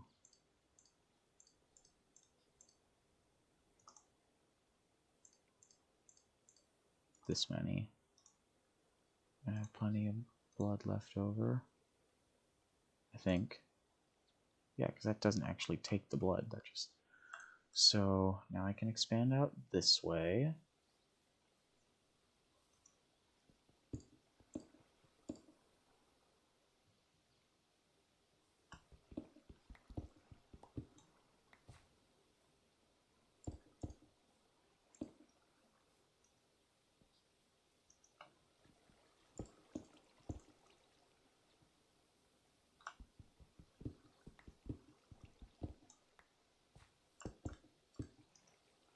And this is upgrading my tranquility score, or it should be.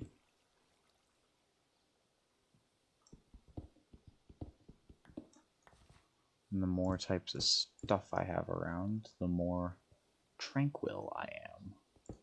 And the more my soul can benefit from pricking my finger and bleeding myself. So then, let's see if that worked. It did, up to 120%, instead of 60% up with my sacrificial knife. So now when I get to full health, so I have, if you look up top, I have 13,788 right now. My knife is special, glowy. I do this. Tough Palms has leveled up to 1. Alright. What did that take me to? 17,748. So what was I at again? I was at...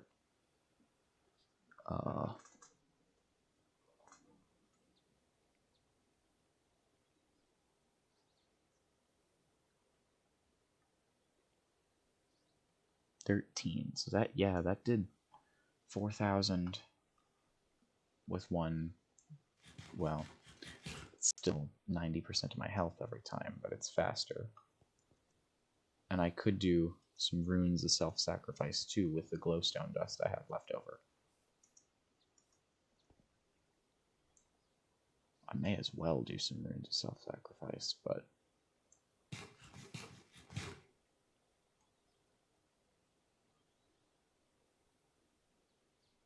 yeah. Oh yeah. So I've got a good group of blood going now. So what I was going to do is I had the ingredients for the Sanguine Reverter, didn't I? Oh, no, I was doing the Imbued Slates. That's right.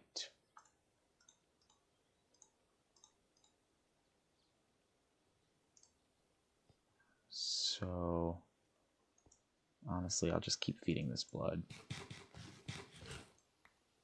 What did I mine? Oh, god dang it. Okay, well. I actually need that.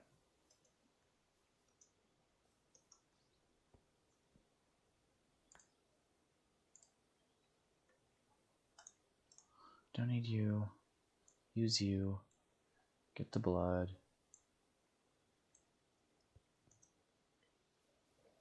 Sprint around until I'm no longer hungry.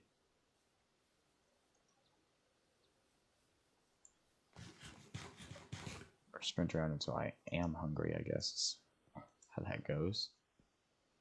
See how much blood I'm using. Quite a bit. I could make some of the runes that make it faster too, but I'm probably going to get off here pretty quickly anyway. But that was lit. I'm not the greatest at explaining things in detail, I guess. Huh.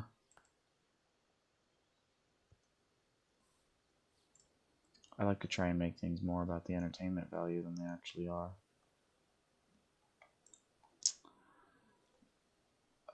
Alchemical reaction chamber. Boom. Clap. The sound of my heart. Let's put you over here. Okay. Empty. What do you need?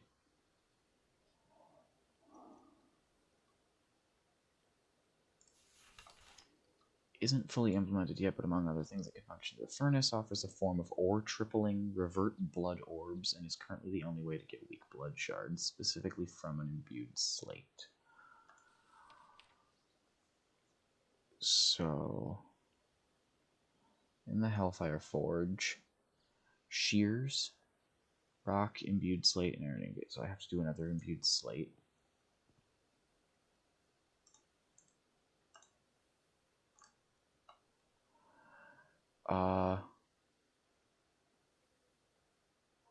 I've almost got enough blood for that, but I'll go do one more run through quick.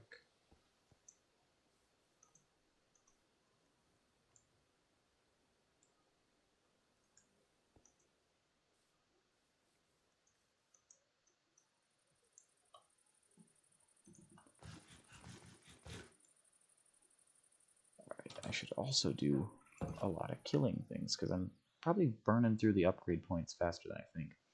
Healthy 1, too. Do I get more from eating now? Is that... because that's really nice if I do.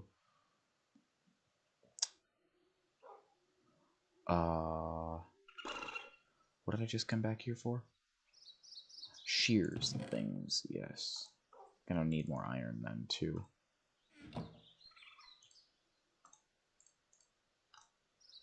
So there's shears.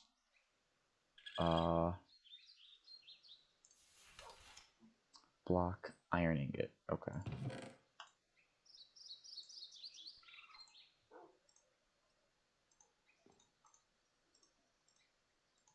I don't know where I got that bow from. I'll have use for it eventually. And go back out and get that. I'm actually gonna need some more will probably. How much demon will does it take?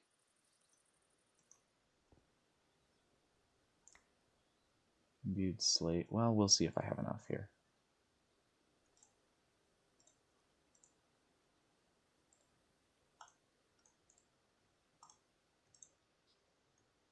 I have 403 left still, so we'll see how much this takes.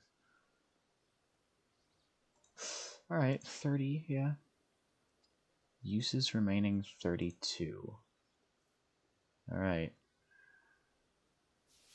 So,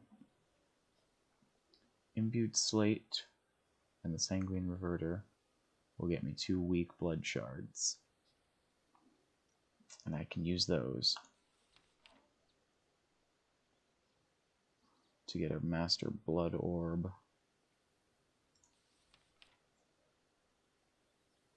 Ay, ay, ay. This looks like a process.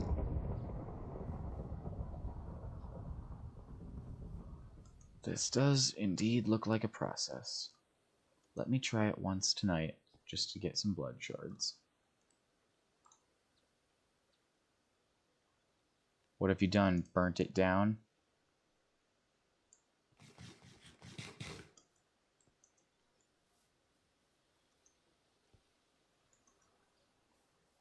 Oh no, I have extra health!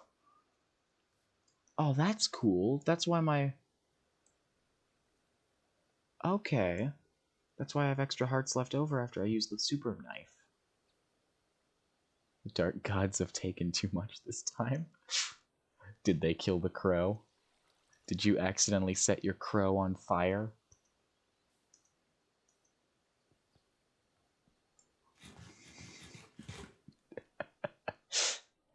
What did I just tell you? Did you learn nothing from Macbeth?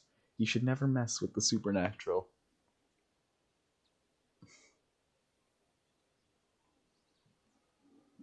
Ignore the fact that I'm doing a bunch of blood magic and wearing living armor and things like that. Have an imbued slate. Let's see what this takes.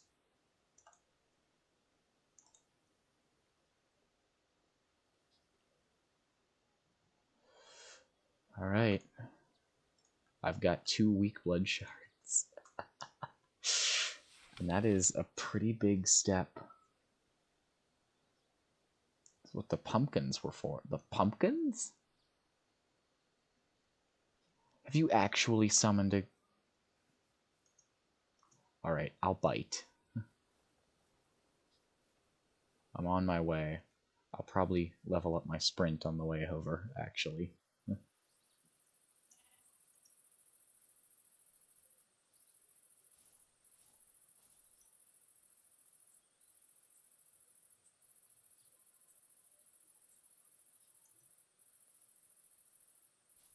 What are they demanding of you?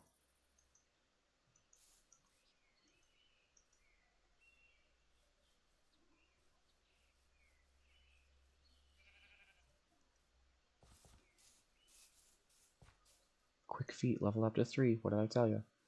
I'm faster now. Beware, I'm entering your colony.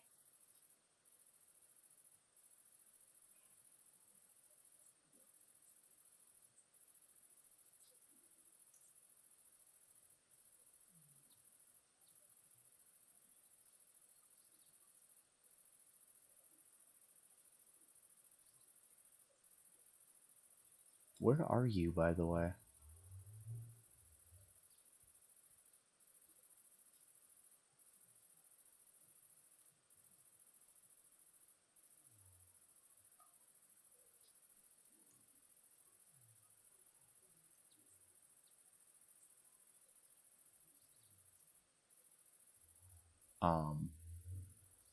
Atoning where and for what?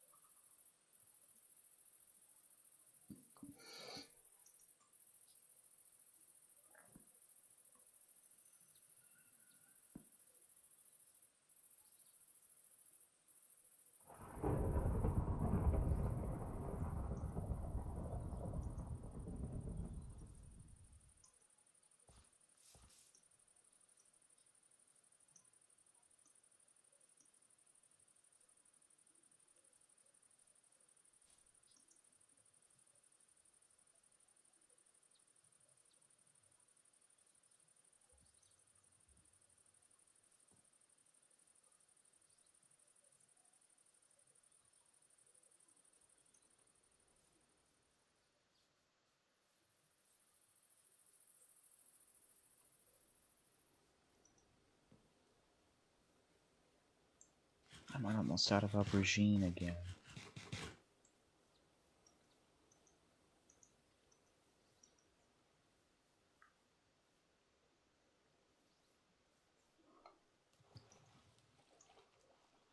Hey, random question, but you haven't found any more, Oh my god. Are you kidding me?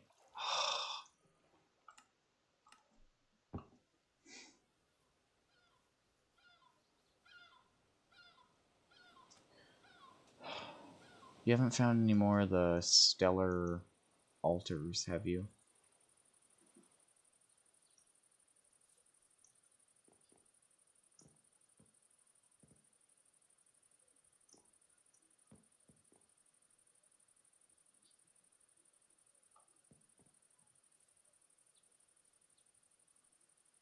Oh, okay.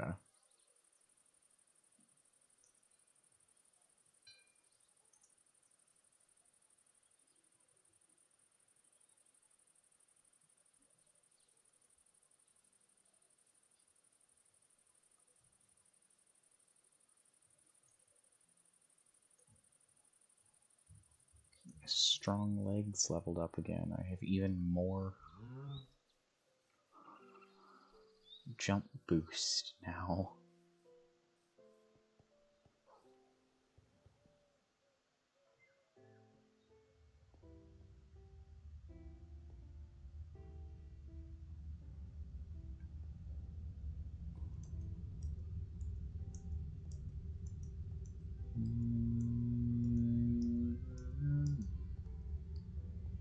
Makes going up the stairs a little difficult.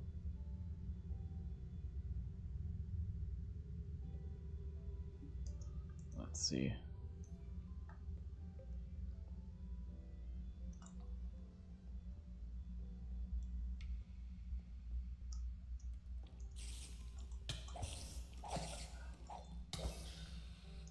Okay. What else is around here? What else wants to fight? Anything want to fight with me? Weird cave monsters want to fight with me? I know there's giant centipedes and scorpions and crap down here. Where are you? I need to feast on you, basically. You're a thing I'll fight. Who's that? I'm still hearing lightning around, so...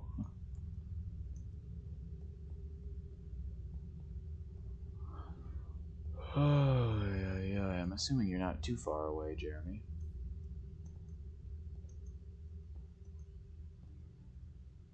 Salt block. The water's right above me there.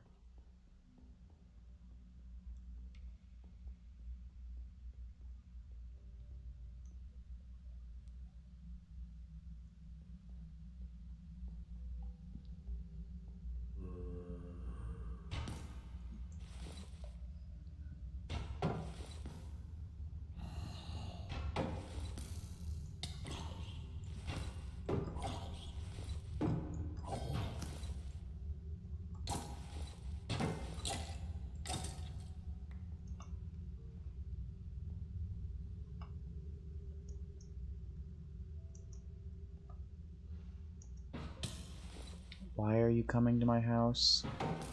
If you have an angry god after you, please don't come to my house. I hear nether portal sound effects.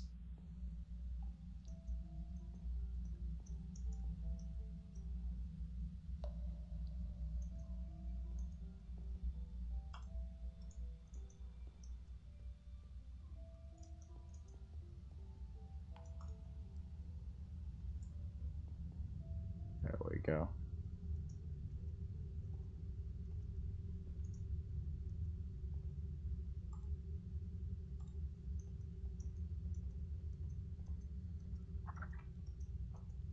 Alright.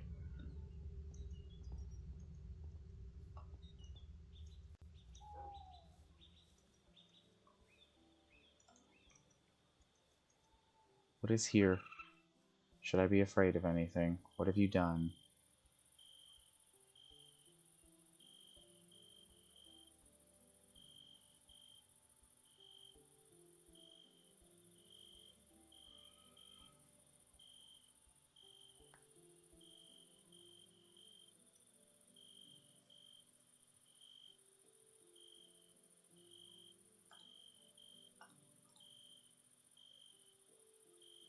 Do I want to know what this does?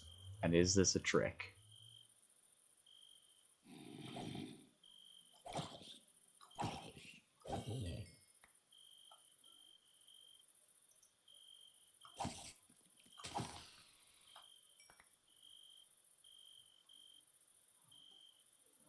Dare I right-click this?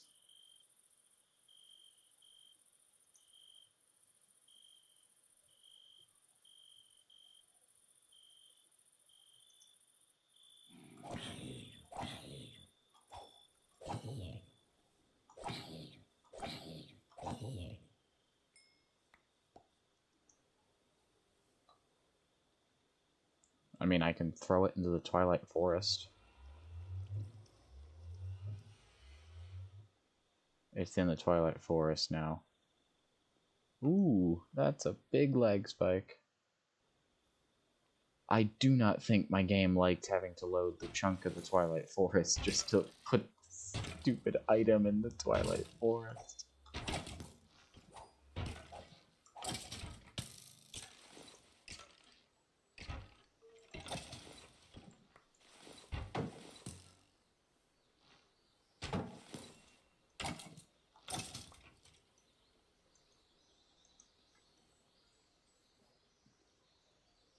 $43 out of 100 upgrade points on that. Alright, so I have like beacon effects on this, but I can't tell if it's actually giving me more protection or not. 6 armor, 4 max health, 30% speed. It's still just the stats of an iron armor set, which is fine, don't get me wrong, but just a little strange. I can put different things here, can't I?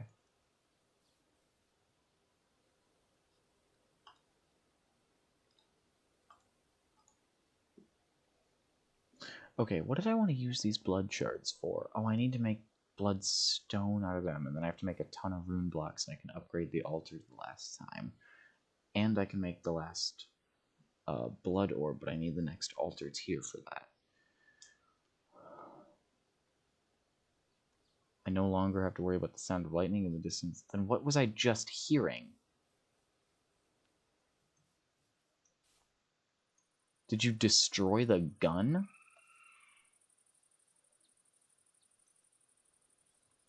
Did you just fail at programming? You can't hear me anymore.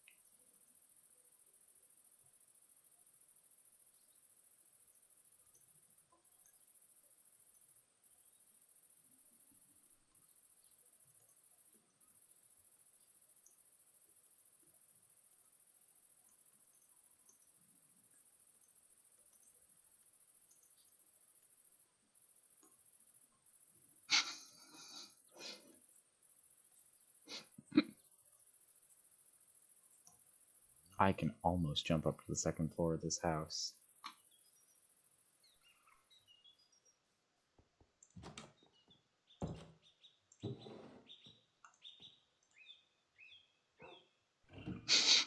Oh, well, he's really brooding. Alright.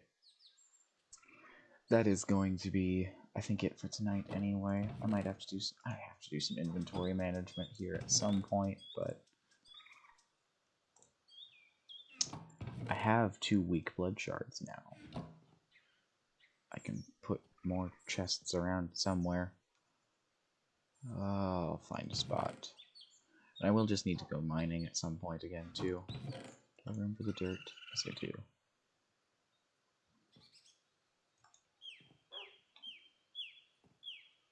Alright, well... that's gonna be it. I made the living armor, I made a new sentient sword, I did some good things with that. I did some good review of the books we've read, so that'll be that. Ay, ay, ay. It's the most I've streamed in a while. I think I'm getting off anyway. So, have a good night, YouTube. Bye.